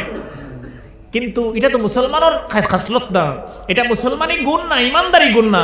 এরকম যে করবো এটা মুনাফিক, এগুখে। আর মুনাফিক জান্নাতে কখনো যাবে না। এই মুনাফিক মানুষটা কখনো জান্নাতে যাবে না। তাহলে কি করব? উনি গুনার কাজ করেছেন, বুঝার চেষ্টা করবেন। কোন মানুষ যদি বাদখাম করিলায়, দুষ করিলায়, ভুল করে, গুনার কাজ করে, মনে করেন একজন গুনার কাজ করেছে, সাথে সাথে নবীজি বলেছেন, কোন মানুষ গুনার কাজ করেছে, তুমি স্বচক্ষে দেখেছ, নবীজি বলেছেন এই মানুষটার গুনাহকে দুনিয়ার জমিনে গোপন করে দেবে। উম্মতের দায়িত্ব কি? এই মানুষটার গুনারে চাপাইয়া রাখমু, লুকাইয়া রাখমু, যাতে আমার 2 চৌকে দেখছে আর এই মুখটা কি দুনিয়ার আর কোনো মানুষের খানো না যায়। সুবহানাল্লাহ। পারবো নি হে মানুষের না কইয়া? ফেটিয়ার ফেটো জায়গা হইব নি? হ্যাঁ, কিতাব বুঝুন, ফেটিয়ার ফেটো জায়গা হইব নি? আটিব আর বড় বড় ইয়ে ছাড়িব, নিউজও লাগে দিয়া দিব। নবীজির উম্মতের দায়িত্ব হলো, কোন মানুষ গুনাহ করেছে, আপনি দুনিয়ার কাউকে বলবেন না, লুকাইয়া রাখবেন, চাপাইয়া রাখবেন, গোপন করে রাখবেন। নবীজি বলেছেন, গোপন করে যদি রাখতে পারেন, কিয়ামতের দিন লক্ষ কোটি মানুষের সামনে আল্লাহ পাক আপনার বড় বড় গুনাহ লুকাইয়া রাখবেন। আর এইভাবে রেখে রেখে তোমার হকে তুমি গুনাহগার মানুষ, নাফরমান মানুষ, কিন্তু দুনিয়ায় মানুষের দোষ গুণ লুকাইয়া রাখার বরকতে কিয়ামতের দিন জান্নাতের ফয়সালা করে দেবেন। তুমি গুনাহগার মানুষ, নাফরমান মানুষ, কিন্তু একটা গুণ তোমার ভালো ছিল, কোন মানুষের দোষ আইব দেখলে পরে মানুষের সামনে তুমি প্রকাশ করতে না, লুকাইয়ে রাখতে, চাপা দিয়ে রাখতে। এর বরকতে আল্লাহ পাক কিয়ামতের দিন তোমার মতো গুনাহগারের হকে জান্নাতের ফয়সালা করবেন। সুবহানাল্লাহ। আমরা তো এখন লোকাল নিউজ রিপোর্টার বনে গেছি, খালি ও মুরত এক ঘটনা ঘটুক না, তোমার আমালা তার লালাটা অনুযায়ীতে সময় লাগবো না, জোড়াতে পা ধরানোর ধর্ম। এই ধরনের গুনাহ আমরা যাতে না করি, আল্লাহ পাক আমাদেরকে হেফাজত করেন, আল্লাহুম্মা আমিন। এই বিষয়ে শেষ লম্বা আলোচনা, সারা রাত যাইব আলোচনা করলে। 2 নম্বর বিষয় হলো, এটা মারাত্মক জিনিস, বুঝার চেষ্টা করবেন। আমি মাসলা আলোচনা করতাম, এই উদ্দেশ্যে আমি আয়াত পড়েছি। আল্লাহ পাক বলছেন, লা ইউআখিযুকুমুল্লাহু বিল্লাগওয়ি ফি আইমানিকুম। আল্লাহ পাক বলেছেন, আমরা অনেক সময় ভুল করে অনিচ্ছাকৃতভাবে কোনো ধরনের কসম করে ফেলি, তখন আল্লাহ পাক বলছেন, ভুলভাবে অনিচ্ছাকৃতভাবে যদি মুসলমান কসম করে ফেলে, তাহলে আল্লাহ পাক ভুলভাবে অনিচ্ছাকৃত কসমকে মাফ করে দেন। জিনিসটা বুঝার চেষ্টা করবেন, এখান কিন্তু বুঝার প্রয়োজন। কসম বা আরবি ভাষায় বলা হয় ইয়ামিন, আরবি ভাষায় কি বলা হয়? ইয়ামিন। আর কসম, ইয়ামিন অর্থ হলো ডান হাত, ইয়ামিন অর্থ হলো ডান হাত। আর ইয়ামিনকে ইয়ামিন, কসমকে ইয়ামিন আরবিতে বলা হয় ইয়ামিন অর্থ হলো ডান হাত। আগের যুগে কসম করতে, এখন তো আমরা মুখ দিয়ে কসম খাই, এখন কি দিয়ে কসম খাই? কসম বুঝে না নি যুবক ভাই? এখন হো যে প্রমিস করো, বুঝলাইনি? ও প্রমিসটার নাম কসম। আইমো আপনার লগে আমি। আগের যুগে মানুষে কথাকাণ্ডে শক্ত করতে গিয়া কসম খাইতো, একজনে আরেকজনের ডাইনাত, তাইন দিতা ডাইনাত, আমি দিতাম ডাইনাত, আর দুইজনে ডাইনাত দি ধরিয়া কসম খাইতাই। আমি ও এর লাগি এর নাম হইছে ইয়ামিন, এর লাগি তার নাম কি হইছে? ইয়ামিন। বাংলায় বলে কসম। গুরুত্বপূর্ণ আলোচনা, বুঝার চেষ্টা করবেন। তোরা বাদে ফোন করি, বুঝার চেষ্টা করবেন। এই জন্য বলা হয় কসমকে কসম বা ইয়ামিন। আসলে ইয়ামিন বা কসম কাহাকে বলে? মানুষে তার কথারে শক্ত করিয়া বুঝাইবার লাগিয়া, কথারে পাক্কা পাক্কি করিয়া বুঝাইবার লাগিয়া আল্লাহর জাতি নামের কসম খায়, অথবা কোনো বিশেষ সিফতি নামের কসম খায়। ও জিনিসটার নাম কসম।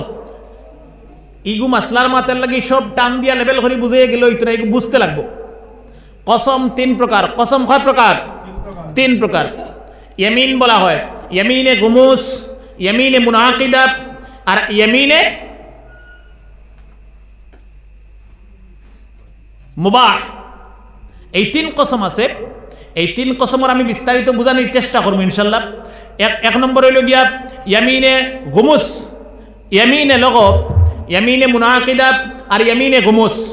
এই তিনটা কসম, ইয়ামিনে লগব, আমরা অনেক সময় মানুষের সাথে কথা কই, আমরা দুইজনে কথা কই, কথা কইতে দেখবা এক ধরনের মানুষের কথার আদব হয়ে গেছে, মানে অভ্যাস হয়ে গেছে, ট্রেডিশন হয়ে গেছে, লতুব হয়ে গেছে। মানুষ তোর মুখর লতুব বলা নাই, হইন নি সিলেটি ভাষায়, মানে লতুব হয়ে গেছে, অভ্যাস হয়ে গেছে। একমাত মাতে এক কসম খায়, একমাত মাতে এক কসম খায়, এলে মানুষ নাই নি? অনেক আছেন মাতিবার কইব এক আল্লাহ জানে, আল্লাহর কসম। হ্যাঁ, বা আরো কিছু ছোট ছোট হরুতা কইন মরতে কাপড়, সাদা কাপড়। আমিও দেখি আমার বাড়িতে ছোট ছোট তাই কই, হেগিয়া খাওয়ার পরে এগিয়ে মানেন না, হেগিয়া কয় দিয়ে সাদা কাপড় চুইয়া খসাই।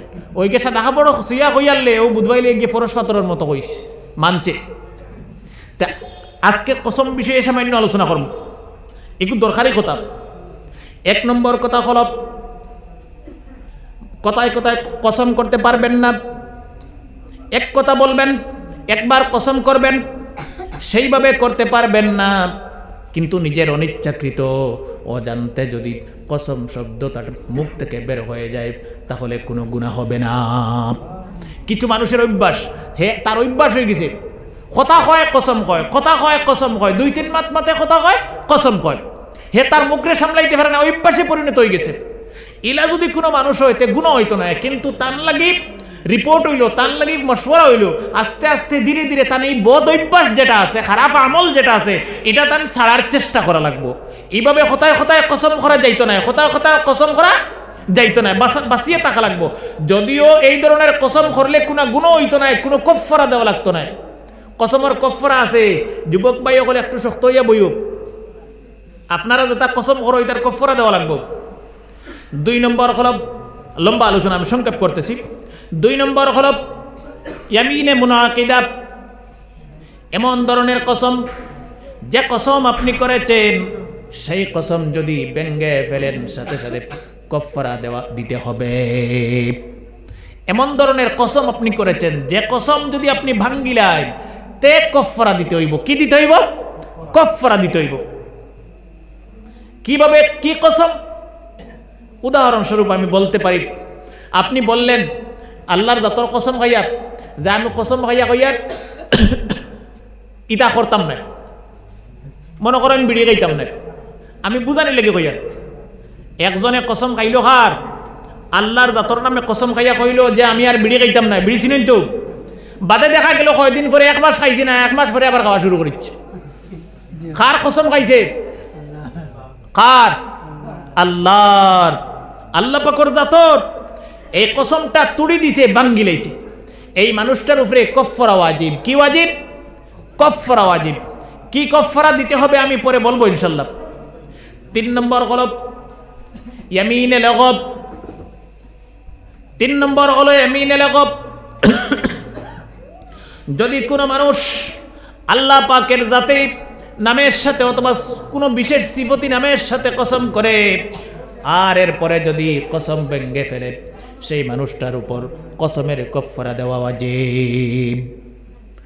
কি কাফারা দিব? 1 নম্বর 10 জন মিসকিন খাওয়াইতো। ও যে কইছিল আমি আল্লাহর জাতর কসম খাইয়া কইয়ার বিড়িয়ার খাইতাম না, সাদ্দার খাইতাম না, গোয়ার খাইতাম না, কিছু কিন্তু কসম ভাঙ্গি দিছে। কসম যদি আল্লাহর জাতর নামে যে কোনো তার কসম খাইয়া, আল্লাহর জাতর নামে যে কোনো তার কসম খাইয়া আপনি যদি কসম ভাঙ্গি লাইন তুড়ি দেন তে আপনার কাফারা দেওয়া আপনার উপরে ওয়াজিব। কি কাফারা দিবা? 10 জন মিসকিন খাওয়াইবা। কিতা কইয়ার বুঝলাইনি? 10 জন গরিব মিসকিন রে খাওয়াইবা। কোন যদি হুজুর আমার তো টেকা নাই তে 10 জন গরিব মিসকিন রে খাফড় দিবা। ইগুও যদি পারেন না তে একটা গোলাম অথবা বান্দি আজাদ করিয়া দিবা। আমরার যুগ গোলাম বান্দি নাই, হৌ যুগ আছিল।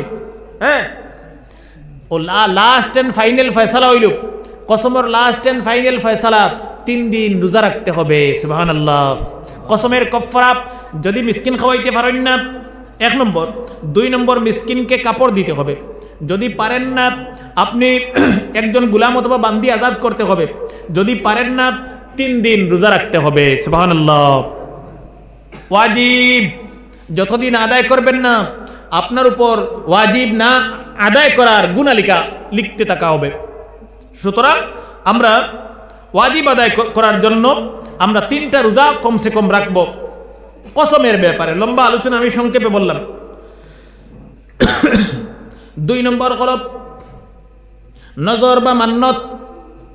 নজর নজর এই নজর লাগা, চোখ লাগা এগুনায় মানা কোনো কিছু মানাইতে বেশি মামুনিনতে মানইন মানা বুঝবাই শুনি কিতা কইয়া মান্নত করা। আমার ফুয়ায় যদি পরীক্ষাত বালা রেজাল্ট করে তা আমি একটা কুরবানি দিব না, গরু শূন্য করব। ইলা মানা আছে না সমাজ না নাই? হ্যাঁ, বুঝো। নজর বা মান্নত, নজর বা মান্নত কাকে বলে সংক্ষেপে বুঝিয়ে দেয় গুলমুল। আপনার উপরে এই জিনিসটা ওয়াজিব আসলো না, আপনি যে কোনো একটা উদ্দেশ্য হাসিলর লাগি নিজের উপরে ওয়াজিব করিয়া নিছ, ওটার নাম নজর বা মান্নত। গরু সিন্নি বা মসজিদের সিন্নি দিবাই খতম পড়াইবাই আপনার উপরে ওয়াজিব আসলো নি না। আপনার বেমার কমলে আনায় ভুয়া পরীক্ষাত পাস করলে সিন্নি করবাই বা আপনি খতম পড়াইবাই মানছো, ও নিজে নিজের উপরে ওয়াজিব করছো।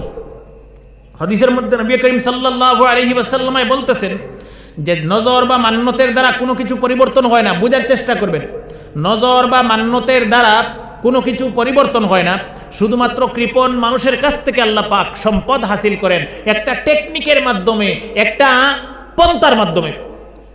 আসলে নজর বা মান্যতে কোনো কিছু আপনার ভাগ্য পরিবর্তন করে না।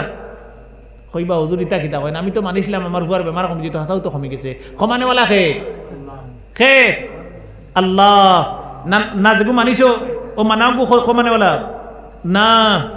নবীজি হাদিসে পরিষ্কার ফরমাইরা নজর বা মান্যত যেটা এটা কোনো পরিবর্তন করে না, জেলা আছে ওলা তাকবায়। কিন্তু একটা টেকনিক, একটা মাধ্যম আল্লাহ পাকে দিছেন কৃপণ বখিল মানুষের কাছ থেকে একটা সম্পদ আল্লাহর রাস্তায় বাইর করার। সুবহানাল্লাহ। বাইয়ে মুঠের মসজিদও দেয় না, আল্লাহ ওয়াস্তেও দেয় না, সান্দা আলা মেসা বকল গেলেও দেয় না। সিফও পড়ছে বিপদও, ও এখন সান্দাও দের, মেসা বকলেরও সম্মান করেন, মসজিদেও দের, মাদ্রাসাতেও দের। এলা বহুত বাইন সমাজও আছেন, দেখবা আপনারা। তো আল্লাহ পাকে নবীজি ঠিক কইছেন না যে নজরে মান্যতে মানুষের পরিবর্তন করে না, কিন্তু এক টেকনিকে উপায় আল্লাহ পাকে কৃপণের কাছ থেকে, বখিলের কাছ থেকে দন আদায় করার একটা টেকনিক আল্লাহ পাকে পন্থা বাইর করে দিছে। সুসুস্থ কথা হল, সুন্দর কথা হল, আপনি নজর করতে পারবেন, মান্যত মানতে পারবেন, কিন্তু আল্লাহ পাকের জাত ব্যতীত কোনো জিনিসের নামে নজর বা মান্যত মানা যাবে না। একটা জিনিস ভালো করে বুঝবা, আমি কোনো ফক্কাফক্কি দলাদলি ওয়াজ করে তাইছি না, আল্লাহর কসম ও মসজিদের ভিতরে বইয়া কইয়া আমি হক বুঝানি তাইছি। বুঝার চেষ্টা করবা। আমরা অনেক সময় বিভিন্ন জিনিসের নামে নজর বা মান্যত মানিলাই, মাজারের নামে, পীর সাহেবের নামে, অমুক আলিমর নামে, কাবা শরীফের নামে আমরা মানতে পারতাম না। শিরকি গুনাহ হইব। কি গুনাহ হইব? কথা কও না, কি গুনাহ হইব? শিরকি গুনাহ। একমাত্র নজর বা মান্নত মানমু কার নামে? আল্লাহর নামে। আমানতু বিল্লাহি মালাইকাতিহি পড়িছিলেন হিসেবে মসজিদে। ওয়াল কদরি খাইরিহি ওয়া শাররিহি মিনাল্লাহি তাআলা ওয়াল বাসি বাদাল মাউত। ভালো যিনি করেন তার নাম হলো আল্লাহ, মন্দ যিনি করেন তার নামও হলো আল্লাহ। এই জিনিসটার উপরে ঈমান আনছো আগে। এখন কও কি বালা করলে আল্লাহ আর মন্দ করলে বন্দায়। আরো বালা উদাহরণ, বালা করলে আল্লাহ আর মন্দ করলে রুতিয়ে। রুতি বুঝনি? হ্যাঁ হাসাও কইয়ার যে ফুড়িয়ে যদি রুতিয়ে গটকগিরি করিয়া নিয়ানো দিসলে এক ফুয়ার গেছে আমার ফুড়ি বিয়া, বালা যদি সুন্দর মতো চলি যায় রুতি অত বালা এমন গাটনিয়া হারাইছে বাবা ফিটা তাইয়া চাচু খাওয়াইয়া দেয়। আর কোনো মতে যদি বেড়া আল্লাহ পাকে লাগাই দেয় তে রুতির অত বড় খান দে হইব দিয়া খাওয়াইব কি জানি শুনি নিয়াই বিপদের গাটো আমার ফালাই রকিলা। আচ্ছা শুনছেন আল্লাহর কসম খাইয়া কইয়া রুতির কোনো দোষ আছে নি না? বালা বুড়া খার উপরে ঈমান আনা ফরজ, তাকদীরের উপরে ঈমান আনা ফরজ। বালা করলেও আল্লাহ, মন্দ করলেও আল্লাহ। নজর মানবেন, মান্নত মানবেন শুধুমাত্র আল্লাহ পাকের নামের জাতি নামের সাথে অথবা কোনো বিশেষ সিফতি নামের সাথে। এমনকি যদি আপনি নজর বা মান্নত মানেন কাবা শরীফের নামে, শিরকি গুনাহ হবে। আল্লাহর নামে না মানিয়া যদি কইন আমি কাবা শরীফের নামে মানছি, যদি কমি যায় তে আমার ভুয়ার বেমার আমি এখন সিন্নি করবো জেসা দিয়া, তে শিরকি গুনাহ হবে। কি গুনাহ? নামাজ পড়িতো আমরা, নামাজ পড়িনি মাতিরা না মসজিদে বইয়ে তো মিশে মতো যাইতো না। জিও এক দুইজনে কইতরা মানে সারাই পড়ি না কেন বুঝো যার, সবে তো নামাজ পড়ি আলহামদুলিল্লাহ পড়ি। নামাজে যখন দাঁড়িয়ে যাই আমরা সজ্জা খানো করি কাবা শরীফও না আর কোন জায়গা আমি কইতাম না, আপনারা কই আমরা সজ্জা কোন জায়গা করি? মসজিদও তো আপনি মসজিদ না পড়িয়ে বন্ধুরা আইলেও পড়িতরা, তখন সজ্জা খানো কতরা আমার নিয়ত কিতা থাকতো বলে আমি খানো সজ্জা করিয়া কাবা শরীফ না শিরকি গুনাহ হইব। নিয়ত যদি থাকে কাবা শরীফ তে শিরকি গুনাহ হবে। আল্লাহর কুদরতি পায়ে সজদা করব, সুবহানাল্লাহ। আল্লাহর কুদরতি পায়ে সজদা করব। আমি এই জিনিসটা বুঝাইতেছি। আর যখন কোনো কিছু মানমু বিপদ পড়িয়া মানা যাইজ আছে। আমরা যেটা মানি এটার নাম নজর, আরবিতে নজর, আর বাংলায় বললে মান্নত। নজর বা মান্নত আপনি মানতে পারবেন, আমি নিষেধ করছি না। শুধুমাত্র মানবেন এক জাতের যার নাম আল্লাহ। আল্লাহর জাত ব্যতীত কোনো নামে নজর বা মান্নত মানা যাইজ না। আর আল্লাহর জাত ব্যতীত কোনো নামে যদি নজর বা মান্নত মেনে এই বস্তুটা জবাই করে খান, তাহলে কুত্তার মাংস খাওয়া যেমন যেমন তার মাংস খাওয়াও তেমন। পরিষ্কার ভাই। যখন নামাজে দাঁড়িয়ে যাবেন আপনার নিয়ত হতে হবে আমি শুধুমাত্র আমার আল্লাহর কুদরতি দুটি পায়ে সজদা করতেছে। এই নিয়ত যদি আপনার অন্তরে থাকে, নবীজি বলেছেন নামাজে দাঁড়ানোর সাথে সাথে আল্লাহ পাক জীবনের গুনাহগুলি মাফ করে দেবেন। আর যদি এই নিয়ত থাকে কাবা শরীফে সজদা করতেছেন, শিরকি গুনাহ হবে। সব গুনাহ আল্লাহ পাক তওবা করলে মাফ করে দেন। একটি গুনাহ আছে তওবায় পর্যন্ত মাফ হয় না, যে গুনার নাম হলো শিরকি গুনাহ। শিরকি গুনাহ কিভাবে তওবা করলে মাফ হবে? শিরকি করার সাথে সাথে আপনি মুসলমান থেকে বের হয়ে গেলেন, মুরতাদ হয়ে গেলেন, মুশরিক হয়ে গেলেন, কাফির হয়ে গেলেন। সুতরাং আর তওবা করলে কবুল হবে না। আবার গোসল করে এসে বড় হুজুরের কাছে গিয়ে প্রথম থেকে কলিমা পড়ে মুসলমান হতে হবে। মানে এমন গুনাহ যে গুনাহ তওবায় মাফ হয় না, সেই গুনার নাম হলো শিরকি গুনাহ। এবার আসেন সংক্ষেপে গুলমুল কথা। আপনার ছেলে পরীক্ষা দিতেছে, উদাহরণ দিয়ে আমি বুঝাই মাসলাটারে। মনে করেন আপনার ছেলে পরীক্ষা দিতেছে, পিতা খুশি হয়ে মানলেন আমার ছেলে যদি ম্যাট্রিক পরীক্ষায় অথবা এইচএস পরীক্ষায় ভালো রেজাল্ট করে আমি একটা কুরবানি দেব। আপনি কুরবানিও মানতে পারেন, সিন্নিও মানতে পারেন। সিন্নির কথা আমি পরে বলবো। যদি একটা কুরবানি দেব আর ঠিক ঠিক আপনার ছেলে ভালো রেজাল্ট করেছে ম্যাট্রিক অথবা এইচএসে হায়ার সেকেন্ডারিতে, তখন এই কুরবানি দেওয়াটা আপনার উপর ওয়াজিব। তখন কুরবানি দেওয়াটা আপনার উপর ওয়াজিব। মাসলা ফোন করে আমাকে অনেক মানুষ জিজ্ঞেস করেন, সুতরাং আমি একদম বিস্তারিত আলোচনা করে দেব যাতে আপনারা আর জিজ্ঞেস করতে হয় না।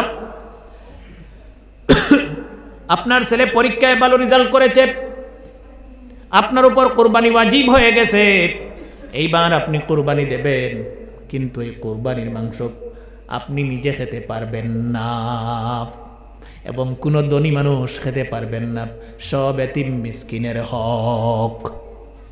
বুঝা গেছে নি? আপনার তুতা সিলাই যাইনি মানিসলাই, তোমার তুতা সিলাই, ধনী মানুষের তুতাও সিলাই, কার হক? এতিম মিসকিন গরিব বিধবা তাদের হক। ক্লিয়ার হয়েছে নি? এক কথা, মাসলাই কেন শেষ? এই মাসলা শেষ, বালা করে বুঝছেন তো? 2 নম্বর কথা হলো, আপনি মান্যত করলেন, মানলেন আমার ছেলে যদি পরীক্ষায় পাশ করে আমি গরু সিন্নি করব, আমার ভুয়া যদি চাকরি পাইলে এতে কিতা করবো? গরু সিন্নি করবো। অন্য 2 পয়েন্ট আছে, আমি কিতাবর 2 পয়েন্ট আলোচনা করব। এটা মাসলার কথা এর লাগি বালা করে মন দিয়া শুনবা। আমি মূলেও কইছি চাইলে কিচ্ছা কাহানি দিয়া সময় কাটিয়ে যাইতে পারলাম, মনে কিছু জিনিস বুঝাইতাম আমি চাই। আমার ভুয়ায় চাকরি পাইলে অথবা পরীক্ষাত পাশ করলে অথবা বেমার করলে গরু সিন্নি করবো, ইনু 2 অর্থ বুঝায়। এক অর্থ খালি সিন্নি করবো, এর লগে আমি কইছিলাম নি আল্লাহ আস্তে গরু সিন্নি করবো, এখানে কইছিলাম নি? হ্যাঁ, আমি খালি কইছি আমার ভুয়ায় পরীক্ষাত পাশ করলে অথবা চাকরি পাইলে গরু সিন্নি করবো, লগে আল্লাহ আস্তে কইছিলাম নি? বালা করে পয়েন্টটা বুঝিও। তখন এইভাবে যদি কোনো মানুষ আল্লাহ আস্তে বা শুধু আল্লাহর জন্য নজর মান্যতা আমরা মানবো শুধু আল্লাহর জন্য, এখানে যদি আল্লাহ শব্দটা না ফুরায় তো এমনি সাধারণ তার নজরটা মান্যতটা ওয়াজিব হইতো না। কিতাব 2 মত লেখছে, তার নজরটা মান্যতটা ওয়াজিব হইতো না। হে মানুষের জমাইব, সিন্নি খান করবো, দাওয়াত খাওয়াইব, একটা মেহমানদারি, একটা মানুষের খাওয়ানির সওয়াব আছে, মেহমানদারির সওয়াব আছে, ও হিসাবে পাইব, তার উপরে ওয়াজিব হইতো না।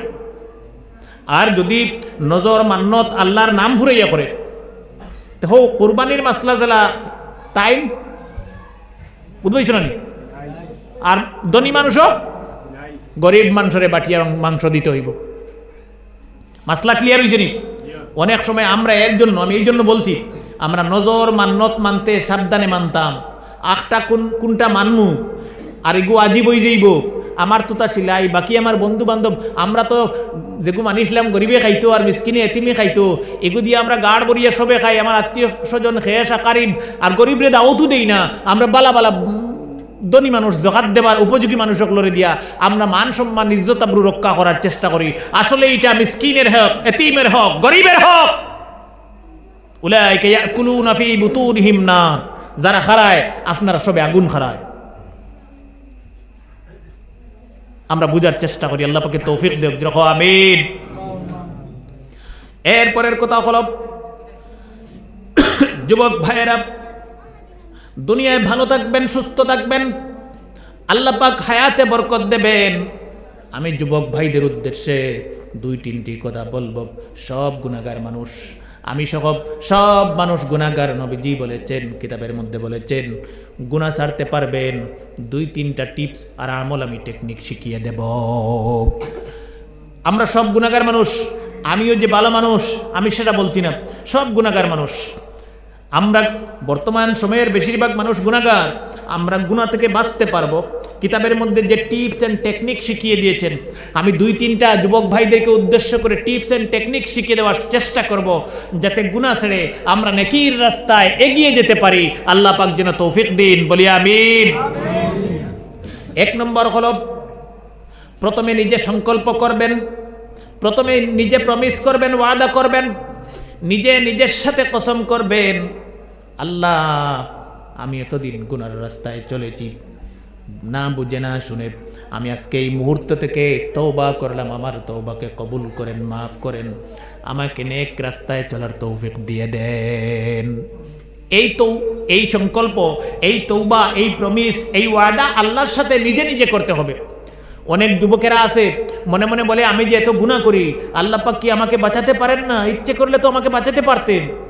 মানে গাওয়ালি ভাষায় কইলে যে অত গুনাহ আমি করি বা অমুকে অত গুনাহ করে, আল্লাহ এটা দেখেন না, নিগুড়ি গুনাহ থেকে তো বাঁচাইতে পারো। মানে অনেকে ওলা বইয়া বাড়ছায় যে আল্লাহ বাঁচাইতে না, আমি আর করি না। এইরকম অনেক মানুষ আছে, কিতাব বুঝেন আল্লাহ বাঁচাইবা না, আমরা আগে ঠিকই তৈব। হ্যাঁ, আল্লাহ পাক বলছেন, ইন্নাল্লাহা লা ইউগাইয়িরু মা বিকাউমিন হাত্তা ইউগাইয়িরু মা বিআনফুসিহিম। যতক্ষণ পর্যন্ত কোন জাতির মানুষ তারা নিজে নিজে তওবা করে সংশোধন করবে না, ভালো পথে চলার চেষ্টা করবে না, আমি আল্লাহ পাক তাদেরকে হেদায়েত দেব না। আমি গুনাহ করতেছি, আগে নিজে নিজে সংশোধন করিয়া ঠিক হইয়া আগে আল্লাহর নেকির দিকে আমি চলতে হইব আর দোয়া করতে হইব, আল্লাহ আমারে বালা পথে চলিয়ার ও পথে আমারে কায়েম আর দাইম রাখো। সুবহানাল্লাহ। গুনাহ থেকে আল্লাহ এমনি এমনি বাঁচাইতো না, তুমি নিজে গুনাহ ছাড়িয়া সংশোধন হইয়া তওবা করো আর আল্লাহর রাস্তায় চলার চেষ্টা করো, তেগি আল্লাহ পাকে তোমারে সাহায্য করব। সুবহানাল্লাহ। এক নম্বর জিনিস আমরা কি পাইলাম? এক নম্বর জিনিস হলো, যদি গুনার রাস্তা থেকে নেকির রাস্তায় চলতে চান, ভালো মানুষ হতে চান, আমরা সব মানুষ কিন্তু ভালো মানুষ না, বেশিরভাগ মানুষ ভালো মানুষ না, ভালো মানুষ হতে চান, নিজে নিজে ওয়াদা করেন আর তওবা করেন, আল্লাহ পাক আমাকে নেকির রাস্তায় কবুল করেন। এইভাবে তওবা করো, সব পারা যায়। বা যারা সুপারি খায়, ইচ্ছা করলে সুপারি খাওয়া ছাড়া যায় না নি? হ্যাঁ, সাদা যারা খায় ইচ্ছা করলে সাদা খাওয়া ছাড়া যায় না নি? আমরা মানুষ সব করতে পারি। যারা বিড়ি খায় ইচ্ছা করলে বিড়ি খাওয়া ছাড়তে পারে না নি? আমরা গুনাহ খেলে ছাড়তে পারতাম না। তওবা করো, আল্লাহর লগে ওয়াদা করো আর গুনাহ ছাড়ো। ছাড়লে কি লাভ হবে আমি পরে বলবো। এক নম্বর কিতাব টিপস এন্ড টেকনিক শিখিয়ে দিছেন, তওবা করো, আল্লাহর লগে ওয়াদা করো, সংকল্প করো, একটু কষ্ট হইব, শক্ত হইয়া থাকো আর গুনাহ ছাড়ো, নেকির রাস্তায় চলার চেষ্টা করো, আল্লাহ পাকে তৌফিক দিব। জোরে কও আমিন। দুই নম্বর হলো, নিজে নিজের জন্য বেশি বেশি করে দোয়া করবেন। নবীজি বলেছেন, দোয়া হলো মুমিনের হাতিয়ার, দোয়া হলো মুমিনের অস্ত্র। আমরা অস্ত্র কি? হাতিয়ার। আমার অস্ত্র পলিটিক্যাল পাওয়ার না, আমার অস্ত্র বাহুবল না, মুসলমানের অস্ত্র বাহুবল না, বেটাগিরি আর সান্ডাগিরি আর গুন্ডাগিরি না। মুসলমানের অস্ত্র সম্পত্তির বাহাদুরি না, সম্পত্তির বাহাদুরি হলো কারুনের অস্ত্র, শয়তানের অস্ত্র। মুসলমানের বাহাদুরি অস্ত্র হাতিয়ার পলিটিক্স না। আমাদের হাতিয়ার কি? দোয়া। আমাদের হাতিয়ার কি? দোয়া। যুবক ভাইয়েরা,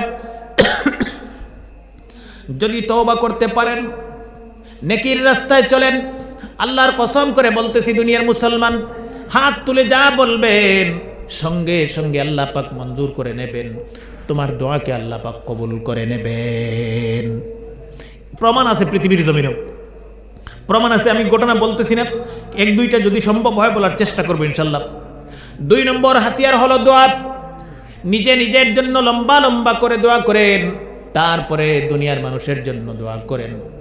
এমন কেউ আসেনি যে গত রমজান মাস থেকে এই রমজান মাস আইজার 1 ঘন্টা নিজে নিজের লাগে বইয়ে দোয়া করলাম? এটা মুরব্বী হকলে করবা। আমি মুরব্বী হকল সারা যুবক ভাইদেরকে প্রশ্ন করতেছি, এলা কোনো যুবক আসেনি 1 ঘন্টা আমি আমার বইয়া এশার পরে হোক, তাহাজ্জুদের সময় হোক, ফজরের আগে হোক, অথবা আসর থেকে মাগরিব পর্যন্ত বইয়া দোয়া করছি, আর দিছি, আল্লাহর কাছে সাহায্য চাইছি, আমার গরিবী দূর করে দেও, আমার অসুখ বিসুখ দূর করে দেও, আমার নেক বান্দা হিসাবে কবুল করো, আল্লাহ আমার বেইজ্জত করিও না, আমারে তুমি শরম দিও না, আমার গরিবী অভাব অনটন দুঃখ দূর করে দেও। এটা আল্লাহর কাছে কইছিলাম, আধা ঘন্টাও বলে কান্দি। এমন কোনো যুবক আসেনি? না, আসি মাঝে মধ্যে, তাকমু একবারে নাই না আসি, কিন্তু খুব কম, খুব কম, হাজারো একজন পাইব।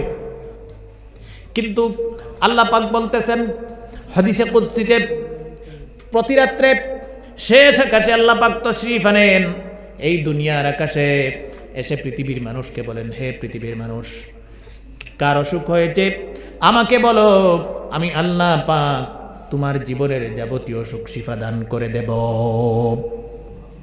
আল্লাহর ওয়াদা বিশ্বাস হয় না। ডাক্তারে ওষুধ দিলে আমরা মন প্রাণে বিশ্বাস করি, প্রেসক্রিপশন দিলে আমরা মন প্রাণে বিশ্বাস করি, কিন্তু আমাকে আপনাকে এই দুনিয়ার ডাক্তারকে মেডিসিনকে যিনি তৈরি করেছেন সেই আল্লাহ ওয়াদা দিয়ে বলছেন, আমাকে বলো, আমি তোমাদের অসুখকে শিফা দান করে দেব। সুবহানাল্লাহ। এরপরে আল্লাহ পাক বলেন, আমাকে বলো, আমি তোমাদের অভাব অনটন দূর করে দেব। যদি শেষ রাত্রে অথবা যে কোনো সময় যদি আল্লাহর দরবারে হাত তুলে দোয়া করেন, আল্লাহ পাক আমার অভাব অনটন দুঃখ কষ্ট দূর করে দেন। হাত নামাতে পারবেন না, তোমার দোয়া আল্লাহ পাক কবুল আর মঞ্জুর করে নেবেন।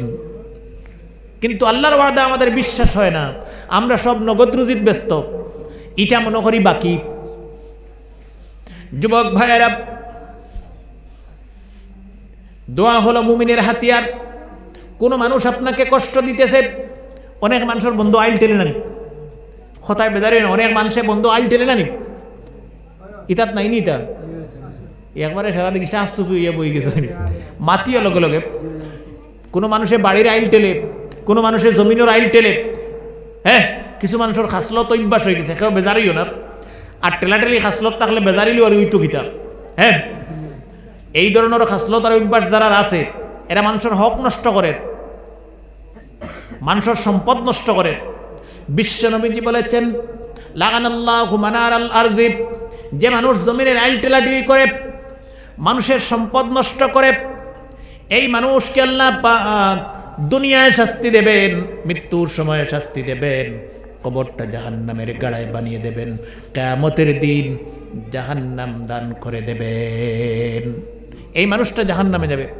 এই জন্য বললাম যে আমরা যদি কোনো মানুষের শখ সম্পদ নষ্ট না করে হালাল খাদ্য খেয়ে দোয়া করি, সঙ্গে সঙ্গে আল্লাহ পাক দোয়া কবুল করে নেবেন, সুবহানাল্লাহ। নইলে বসে বসে কিয়ামত পর্যন্ত দোয়া করবেন, কবুল হবে না। তো যুবক ভাইদেরকে বলতেছি, নিজে নিজের জন্য প্রথমে বেশি বেশি দোয়া করেন। কি দোয়া? প্রথমেই বলবেন না আল্লাহ আমাকে বেশি বেশি টাকা দেন, আমাকে বেশি বেশি রিজেকে বরকত দেন, রুজিতে বরকত দেন। দোয়ার টেকনিক নবীজি শিখিয়ে দিয়েছেন। হাত তুলবেন, চোখের পানি ছেড়ে দেবেন, একা একা বসে দোয়া করবেন, এমনভাবে আমল করবেন যাতে দুনিয়ার কোনো মানুষ দেখতে না পায়। আমরা তো নেক আমল যারা করি দেখাইয়া করি, একমাত্র ফরজ নামাজ পুরুষ মানুষের দেখাইয়া পড়তেও লাগবে, কারণ মসজিদে পড়তে লাগবে।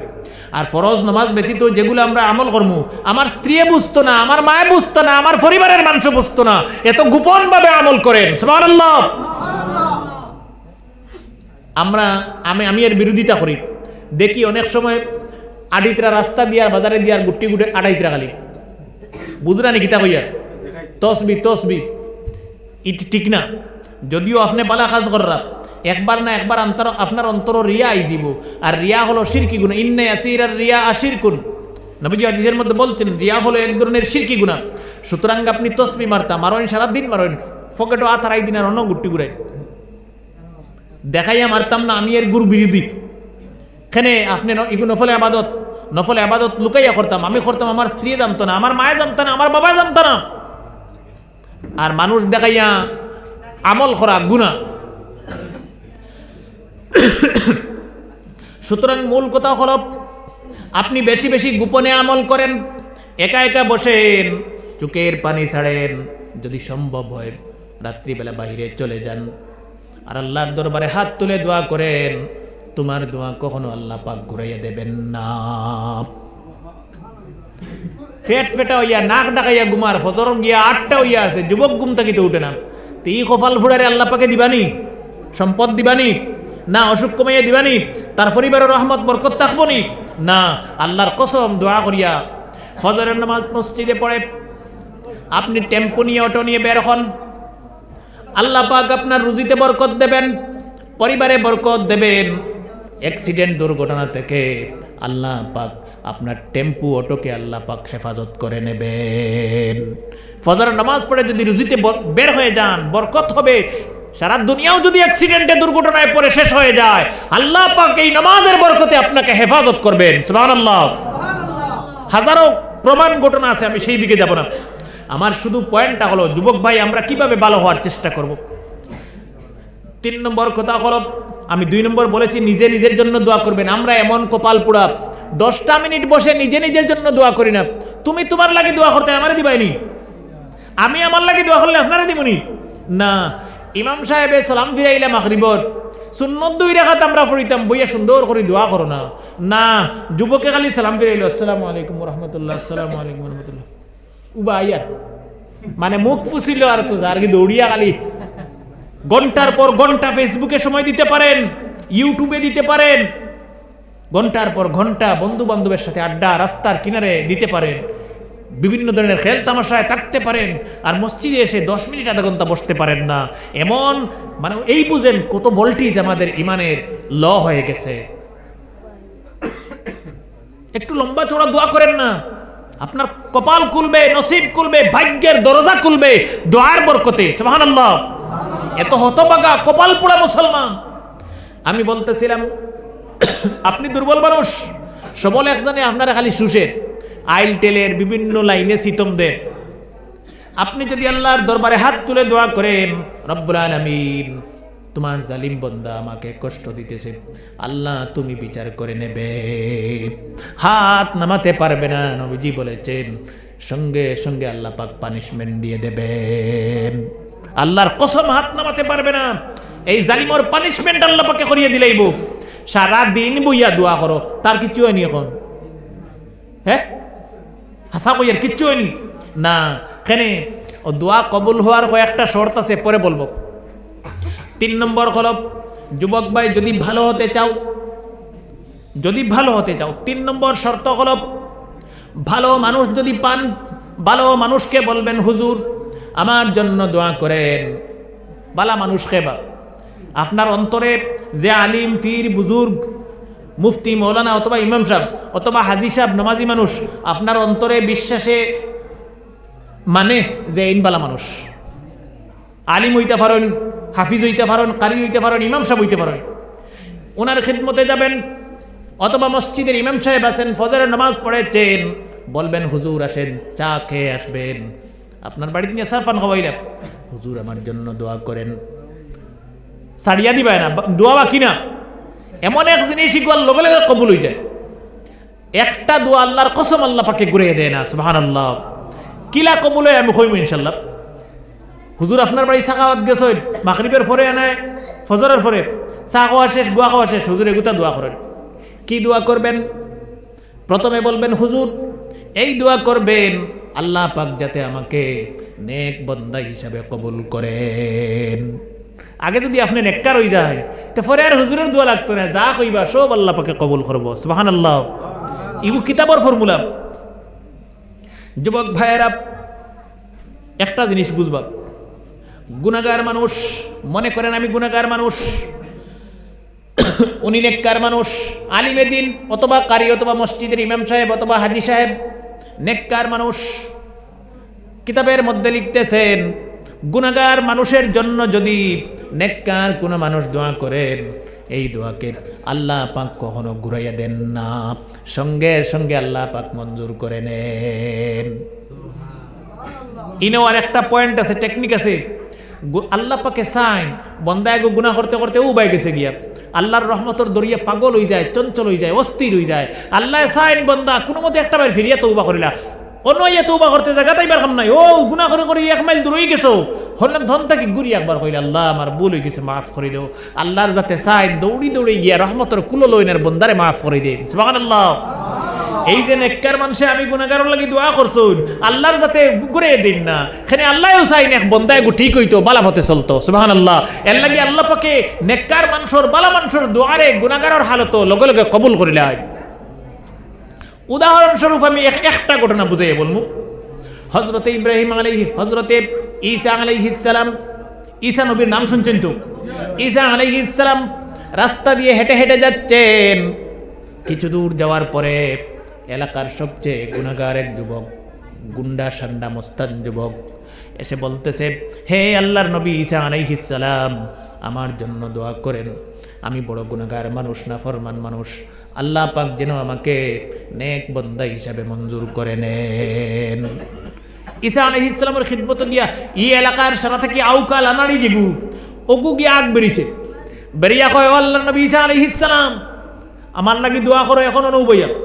এনে কইলা কি দোয়া বাবা? বলে আমি নেক বান্দা আল্লাহ পাকে আমারে বানাইতো, ওখান দোয়া করো। হযরত ঈসা আলাইহিস সালাম হাত তুললেন, দোয়া করলেন, চলে গেলেন। হাত তুললা দোয়া করলা, তারা তুইয়া গেলা গিয়া 8-10 বৎসর চলে গেছে। হযরত ঈসা আলাইহিস সালাম যে যুবকের জন্য দোয়া করেছেন সেই যুবকের কথা ভুলে গেছেন। কত দোয়া মানুষের লগে আমরাও করি, খানো কোন দোয়া করলাম মনে থাকেনি না। ঈসা আলাইহিস সালাম এইভাবে ভুলে গেছেন। হঠাৎ একদিন এই রাস্তা দিয়ে আবার যাওয়া পড়তেছে। এই জায়গায় আসার পরে যুবকের কথা মনে পড়েছে। ও দিন দোয়া করছিল ও যুবকর লগে ঈসা আলাইহিস সালামের ও জায়গাখান দেখিয়া মনে পড়ছে ইনো তো আমি এক যুবকর লগে দোয়া করলাম, বড় আনাড়ি গুনাহগার আছিল, তো একটু খবর লিয়া কিনারও তার বাড়ি ও বাড়ি দেখিয়া যাইছেন এই উম্মতটা কিতা করেন, যেহেতু তার উম্মত। হযরত ঈসা আলাইহিস সালাম যুবকের বাড়িতে গেলেন, বাহিরে দাঁড়িয়ে ডাকতেছেন নাম ধরে ধরে, বারবার ডাকতেছেন, যুবক ছেলে জবাব দেয় না। চিন্তা করেন হে কিন্তু গরুর ভিতরে আর নবী ঈসা আলাইহিস সালাম আল্লাহর এক জলিলুল কদর নবী, বড় এক নবী, বাইরে তাকি ডাকিতরা হে জবাব দেয় না। নবী ডাকিলে জবাব দেন না, বেয়াদবি ওর না, হে কিন্তু জবাব দেন না, উত্তর দেন না। ঈসা আলাইহিস সালাম মনে বড় কষ্ট লাগতেছে, ঘরে ঢুকলেন, ঘরে ঢুকে দেখতেছেন ঘরের এক কোণায় বসে বসে এই যুবকটা জিকির করতেছে। যুবককে দেখে দেখে ঈসা আলাইহিস সালাম নাম ধরে ধরে ডাকতেছেন। ঘরে ঢুকিয়ে দেখলা হে এক কোণাত বই আল্লাহ পাকের জিকির করে, ইবাদতে মগ্ন। যুবকরে দেখি দেখি নাম ধরে ধরে ডাকিরা, জবাব দেয় না, আনসার দেয় না, উত্তর দেয় না। ঈসা আলাইহিস সালামের মনে বড় কষ্ট লাগলো। আল্লাহ পাক আরশে আজিমে বসে সব দেখতেছেন, সহ্য করতে পারতেছেন না। জিবরাইলকে বলতেন জলদি করে যান, আমার নবী বেজার হয়ে গেছেন। জিবরাইল ওহী নিয়ে আসলেন, ঈসা আলাইহিস সালাম বেজার হবেন না, এই মানুষটা নাফরমান ছিল, গুনাহগার বান্দা ছিল, আপনি দোয়া করেছেন, আল্লাহ পাক কবুল আর মঞ্জুর করে নিয়েছেন।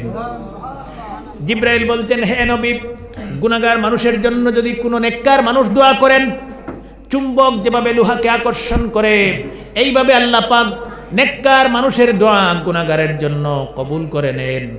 আপনি দোয়া করেছেন, এই যুবকটা আল্লাহ পাক হেদায়েত দিয়েছেন, এমনভাবে হেদায়েত দিয়েছেন, কবুল করেছেন। এই যুবকটা বসে বসে শুধুমাত্র আল্লাহ পাকের জিকির করতেছে। আপনি হাতে যদি তরবারি নিয়ে হে ঈসা নবী এই যুবককে কেটে কেটে টুকরা টুকরা পিস পিস করে দেন, এই যুবকটা টেরও পাবে না, এমনভাবে হেদায়েত আল্লাহ পাক দিয়েছেন, শুধুমাত্র আপনার নেক দোয়ার বরকতে। এই যুবক ওলা মগ্ন হয়েছে আল্লাহ পাকের ইবাদতের জন্য, কেটে কেটে টুকরা টুকরা করে দিলেও যুবকটা টের পাবে না। গুনাহগার এই এলাকার জেলা আনাড়ি নাফরমান মোস্তান আসিল, ওলা আল্লাহ পাকে তারে ডবল হিসাবে কবুল করছে। এখানে আপনি নেককার নবী আর নেককার মানুষে গুনাহগার মানুষের লাগি দোয়া করলে আল্লাহ পাকে ওলা কবুল করিয়া নেয়। সুতরাং আমরা ভালো মানুষ যারা পাইমু, নেককার মানুষ যারা পাইমু, আলিম বুজুর্গ পীর মসজিদের ইমাম সাহেব বা হাজি সাহেব ভালো নামাজি মানুষ, তারার কাছে গিয়ে আমরা দোয়া নিমু, আমার ভাগ্য আমার কপাল রে আল্লাহ পাকে পরিবর্তন করিয়া আমার নেক বান্দা হিসেবে কবুল করব। আল্লাহ পাকে তৌফিক দেখ, জোরে আমিন। আমি বলেছিলাম যে আমরা দোয়া করলে পরে সব ধরনের দোয়াকে আল্লাহ পাক কবুল করে নেন। দোয়া কবুল হয়, আমি বেশি দীর্ঘ করবো না ইনশাল্লাহ। দোয়া কবুল হয় 3 অবস্থায়, দোয়া কবুল হয় 3 হালতে বা 3 অবস্থায়। বিশ্বনবী জনাবে মুহাম্মদুর রাসূলুল্লাহ সাল্লাল্লাহু আলাইহি ওয়াসাল্লাম বলেছেন, মানুষ যা দোয়া করে সব দোয়াকে আল্লাহ পাক মঞ্জুর করে নেন, কবুল করে নেন। 1 নম্বর অবস্থা হলো যখন আপনি যা দোয়া করবেন সেই দোয়াকে আল্লাহ পাক সরাসরি কবুল করে নেন। আপনি যা দোয়া করবেন এই দোয়াকে সরাসরি আল্লাহ পাক কবুল করে নেন। আল্লাহ আমার ছেলের অসুখ শিফা দান করে দেন, দোয়া করলেন কয়েক মিনিটের মধ্যে আপনার ছেলের অসুখ শিফা হয়ে গেল, মানে জাহিরা সরাসরি যেটাকে কবুল করে নেন। 2 নম্বর অবস্থা হলো, 1 নম্বর অবস্থা মানে ডাইরেক্ট অ্যাকশন, বুঝেন তো, ডাইরেক্ট অ্যাকশন যেটা 1 নম্বর অবস্থা। 2 নম্বর অবস্থা হলো আপনি দোয়া করেছেন, আল্লাহ পাক সঙ্গে সঙ্গে কবুল করেন না, একটু অপেক্ষা করেন, আমার বান্দা আরো অনুনয় বিনয় করে, আরো কাতর স্বরে, আরো চোখের পানি ফেলে ফেলে আমাকে বলুক, এরপরে আমি আল্লাহ পাক মঞ্জুর করে নেব। আল্লাহ পাকের বান্দার চোখের জল ভালো লাগে, আল্লাহর বড় পছন্দনীয় জিনিস। সেই জন্য 2 নম্বর হালত হলো হওয়ার লগে লগে আল্লাহ পাকে কবুল করেন না, একটু অপেক্ষা করেন, আমার বান্দায় আরো হোক আরো হোক আরো হোক, মজা লাগে, যত হইব তত বেশি দিব। সুবহানাল্লাহ। তো আমরা একবার দোয়া করলাম, করিয়া দেখলাম এই কামটা তো ঘটছে না, দোয়া আমরা নিরাশ হয়ে যাই, আর দোয়া করিনি, মানে এই পথে আর না, এই পথে আর না। এই হলো 2 নম্বর অবস্থা। তিন নম্বর অবস্থা হলো বিশ্বনবীজি বলছেন বান্দা যা দোয়া করে সব দোয়া আল্লাহ পাক কবুল করে নেন। হয়তো দুনিয়ার জন্য কবুল করেন না, সব দোয়া আল্লাহ পাক কিয়ামতের জন্য কবুল করে নেন। বান্দা যখন কবরের ভিতর থেকে হাসরের মাঠে উঠবে, বান্দার চক্ষু কপালে উঠে যাবে, অবাক হবে বান্দা আর বলবে রব্বুল আলামিন এত বেশি দোয়া কবুল হয়েছে, সব কি আমার দোয়া? আল্লাহ পাক বলবেন হ্যাঁ সব তোমার দোয়া, দুনিয়ায় তুমি দোয়া করেছো আমি আল্লাহ পাক দুনিয়ার জন্য কবুল করি নাই, সব কিয়ামতের জন্য কবুল করে দিয়েছি। সেই দিন বান্দা আফসোস করবে আল্লাহ দুনিয়ার জন্য যদি একটাও কবুল না করে সব আখিরাতের জন্য কবুল করে দিতেন, আজকে আমার মর্যাদা আরো বেশি বাড়তো। সুবহানাল্লাহ। সুতরাং আমরা চেষ্টা করব বেশি বেশি করে নিজের জন্য দোয়া করবেন। নিজের ছেলে মেয়ে, মা বাপ, পাড়া প্রতিবেশী, আত্মীয় স্বজন, দেশ খেশ, প্রত্যেক মুমিন মুমিনাত মুসলমানের জন্য আমরা দোয়া করব। আল্লাহ পাক যেন তৌফিক দিন, আল্লাহুম্মা আমিন। আমাদের হাতিয়ার হলো দোয়া, আমাদের হাতিয়ার হলো অস্ত্র হলো দোয়া। মুমিনের কোনো কিছুর প্রয়োজন নেই, মুমিনের স্ট্যান্ড গান, মেশিন গান, পারমাণবিক বোমার প্রয়োজন নেই। আমরা যদি সত্যি মুমিনের মতো মুমিন হয়ে যেতে পারি, আল্লাহ পাক ইমানের এত মর্যাদা দিয়েছেন, এত সম্মান দিয়েছেন, দোয়া করবেন সব ধ্বংস আর সর্বনাশ হয়ে যাবে। এত পাওয়ার এবং ভোল্টেজ দোয়ার মধ্যে আছে। কিন্তু দোয়া কবুল হওয়ার শর্ত আছে, আমি সংক্ষেপে বলবো, ইনশাআল্লাহ সময় লম্বা হয়ে যাচ্ছে। লা ইলাহা ইল্লাল্লাহ, লা ইলাহা ইল্লাল্লাহ, লা ইলাহা ইল্লাল্লাহ, লা ইলাহা ইল্লাল্লাহ মুহাম্মাদুর রাসূলুল্লাহ। দোয়া কবুল হওয়ার কিছু শর্ত আছে, ইনশাআল্লাহ আমি সেই শর্তগুলি সংক্ষেপে, লম্বা আলোচনা আমি সংক্ষেপে আলোচনা করার চেষ্টা করব।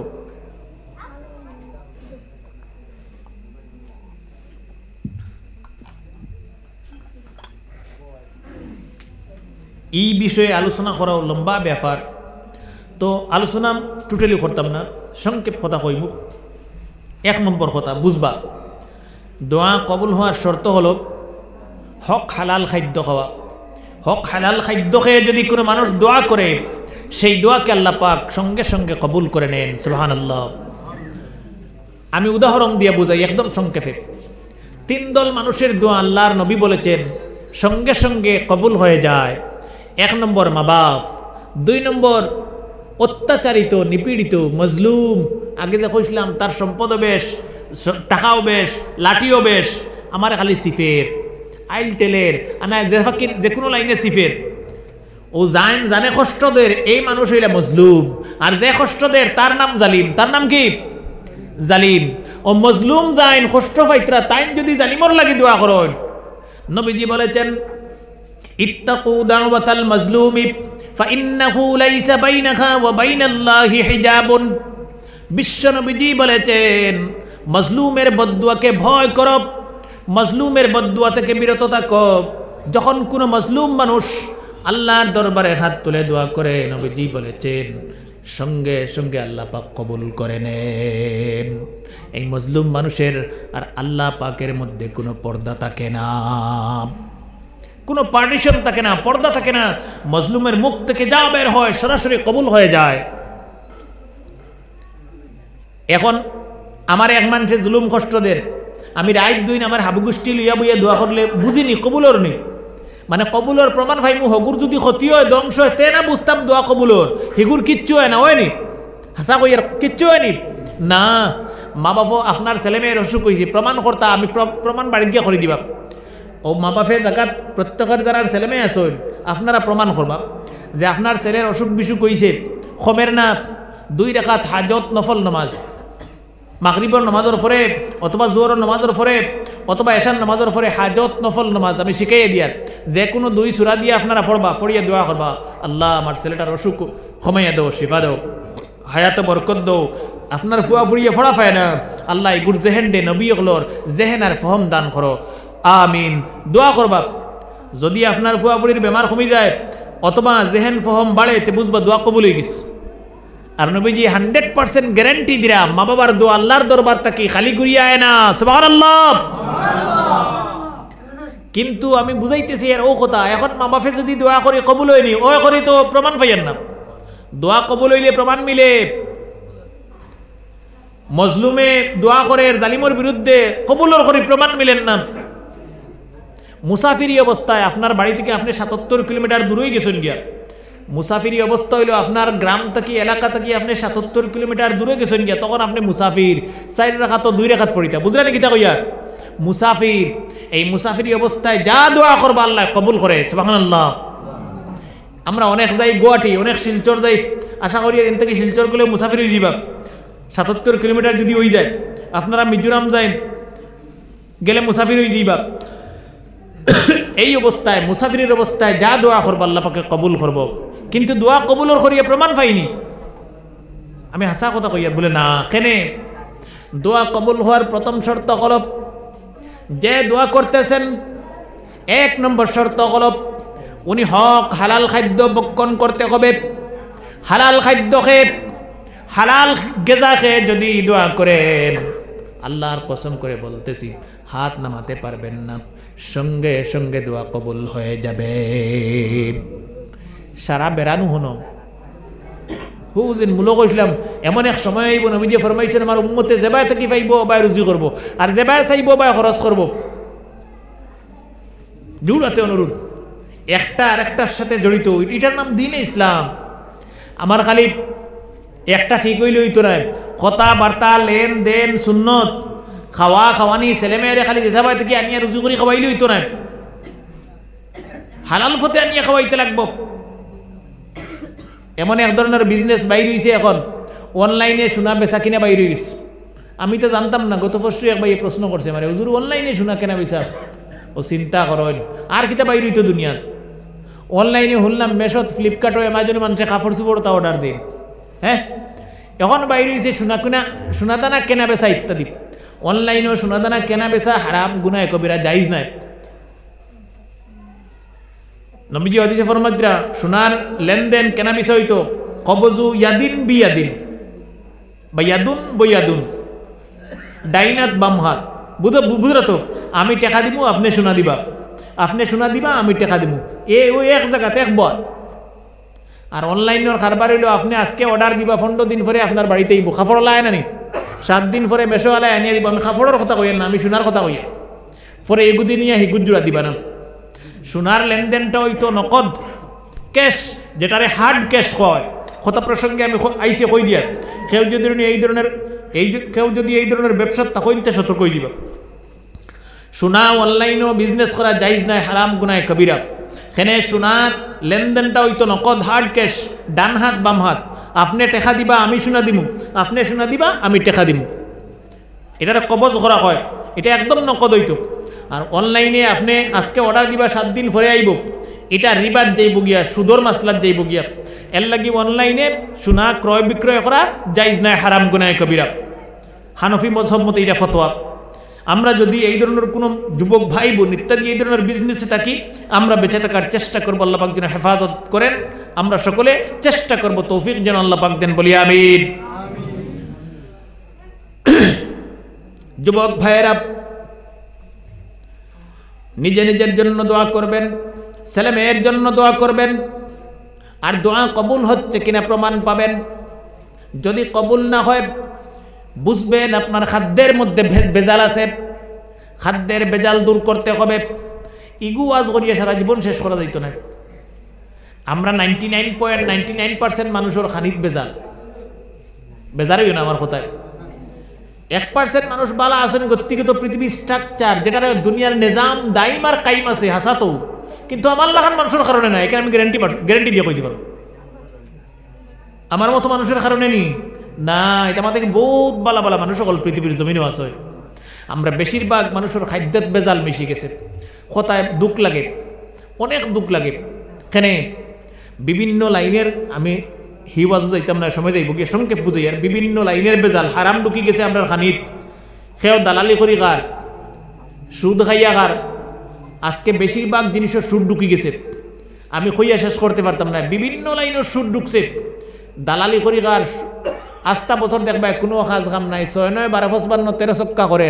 আর সুন্দর চাকরিওয়ালা মাস্টার থাকি তার পরিবার আরো বলা চলে এখানে হে আরেকজনের মাথাত লবন্তিয়া বরইগার হে তো হইছে তার এগুলো লগে সেলফ বিজনেস আসলে এগুলো সেলফ বিজনেস না এগুলোর নাম দালালি আর দালালি তো দিন ইসলামে যাইস না যে তার যাইবে ওটা হুজুরে টাকা বেশিতে আমি কিনতাম তান জমিন আমার টাকা তার কোনো খাউজা শ্রেণী মাঝখানো না কিন্তু 6-9 খন্নেওয়ালা আর কয়েকজন আসুন গুন্তর জ্বালায় না তাইন বেশিতে পারবা না আমি লইতে পারবো এটা সমাজও নাইনি মানে কোনো অবস্থায় উম্মতরে শান্তি দিতে না মুসলমানের মানে খাদ্যত বেজাল ঢুকেন আপনি অফিসে যাইন হ্যাঁ যে কোনো এক কাজ কাম করতাম ও দালালগুলোর কারণে তুমি অফিসার কিনারে লইতে পারতেন কথায় বেদার না আমি বুঝাইতেছি এর ও কথা আপনার খাদ্যগুলো যদি হালাল হয় তে দোয়া খেওর কাছে খরচ আর বিক্ষে চাওয়ার যাওয়া লাগতো না বইয়া পাহাড় পর্বত জঙ্গল জমিনও রৌডু বইয়া হাত তোলা লাগতো না মুসলমান হাত তুলে দোয়া করা শর্ত নাই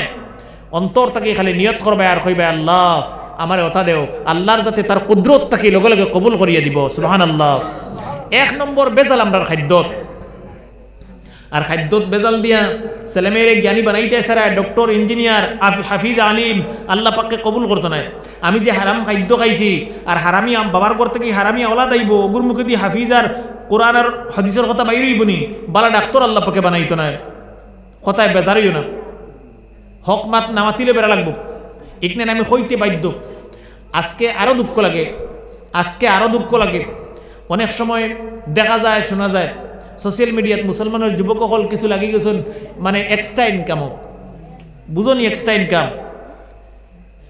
বিভিন্ন ধরনের মদ গাঞ্জা ট্যাবলেট কিতাকে দিয়েছে তার বিজনেসও লাগি গেছে আমি যুবকসকলের কাছে অনুরোধ করি পাও ধরে অনুরোধ করব এই ধরনের বিজনেস মুসলমানের ছেলে সন্তান করতে পারে না জায়েজ না গুনাহে কবিরা হারাম সংক্ষেপ ফর্মুলা হলো যে জিনিস আমাদের জন্য খাওয়া পরা জায়েজ সেই জিনিসের বিজনেস ব্যবসা বাণিজ্য মুসলমানের জন্য করা জায়েজ সুতরাং এই জিনিস খাওয়া মুসলমানের জন্য বৈধ না জায়েজ না আমরা এইগুলার ব্যবসা বাণিজ্য করতে পারবো না আল্লাহ পাক যেন হক বুঝার তৌফিক দান করেন আল্লাহুম্মা আমিন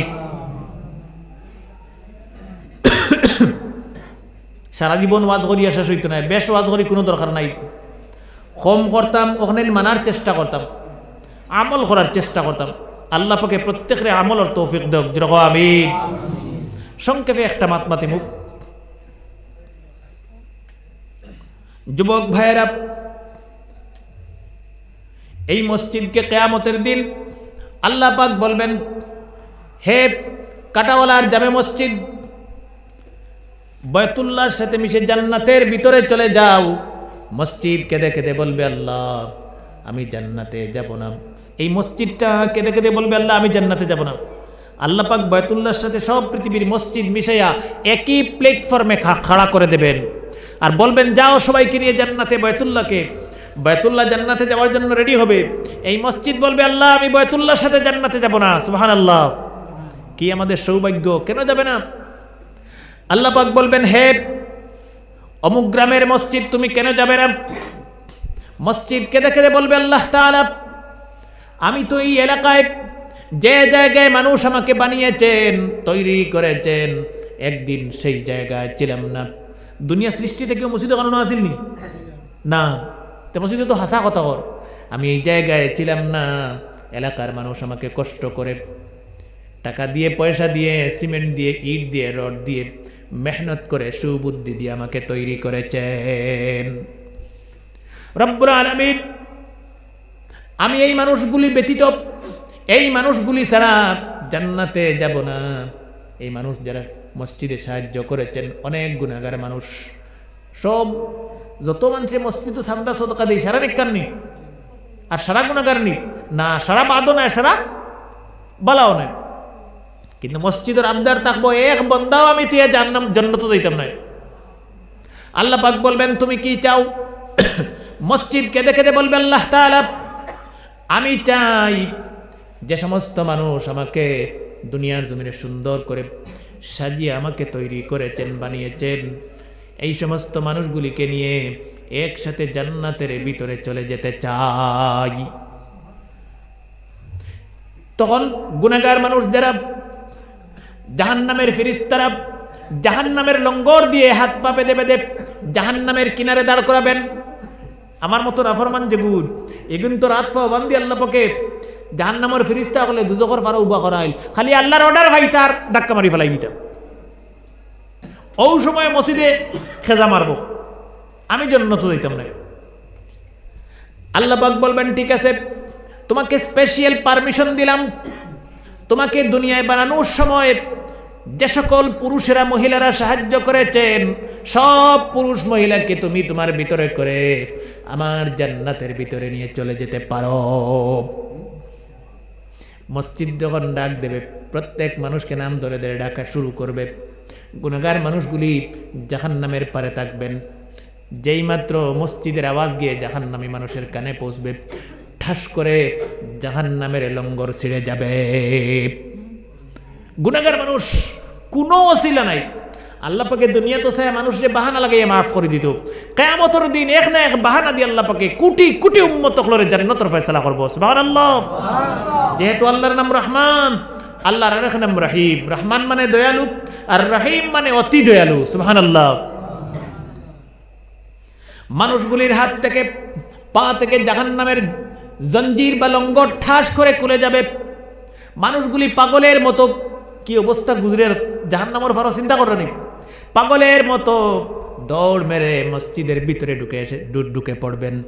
সব জাহান্নামী মানুষগুলি যারা দুনিয়ায় মসজিদ বানানোর সময় সাহায্য করেছেন, যখন সব কমপ্লিট হয়ে যাবে ঢুকে মসজিদ বলবে আল্লাহ তাআলা সব কমপ্লিট হয়ে গেছে, যত মানুষ আমাকে দুনিয়া বানানোর জন্য সাহায্য করেছেন, বুদ্ধি দিয়েছেন, পরিশ্রম করেছেন, সব আমার ভিতরে ঢুকে গেছেন।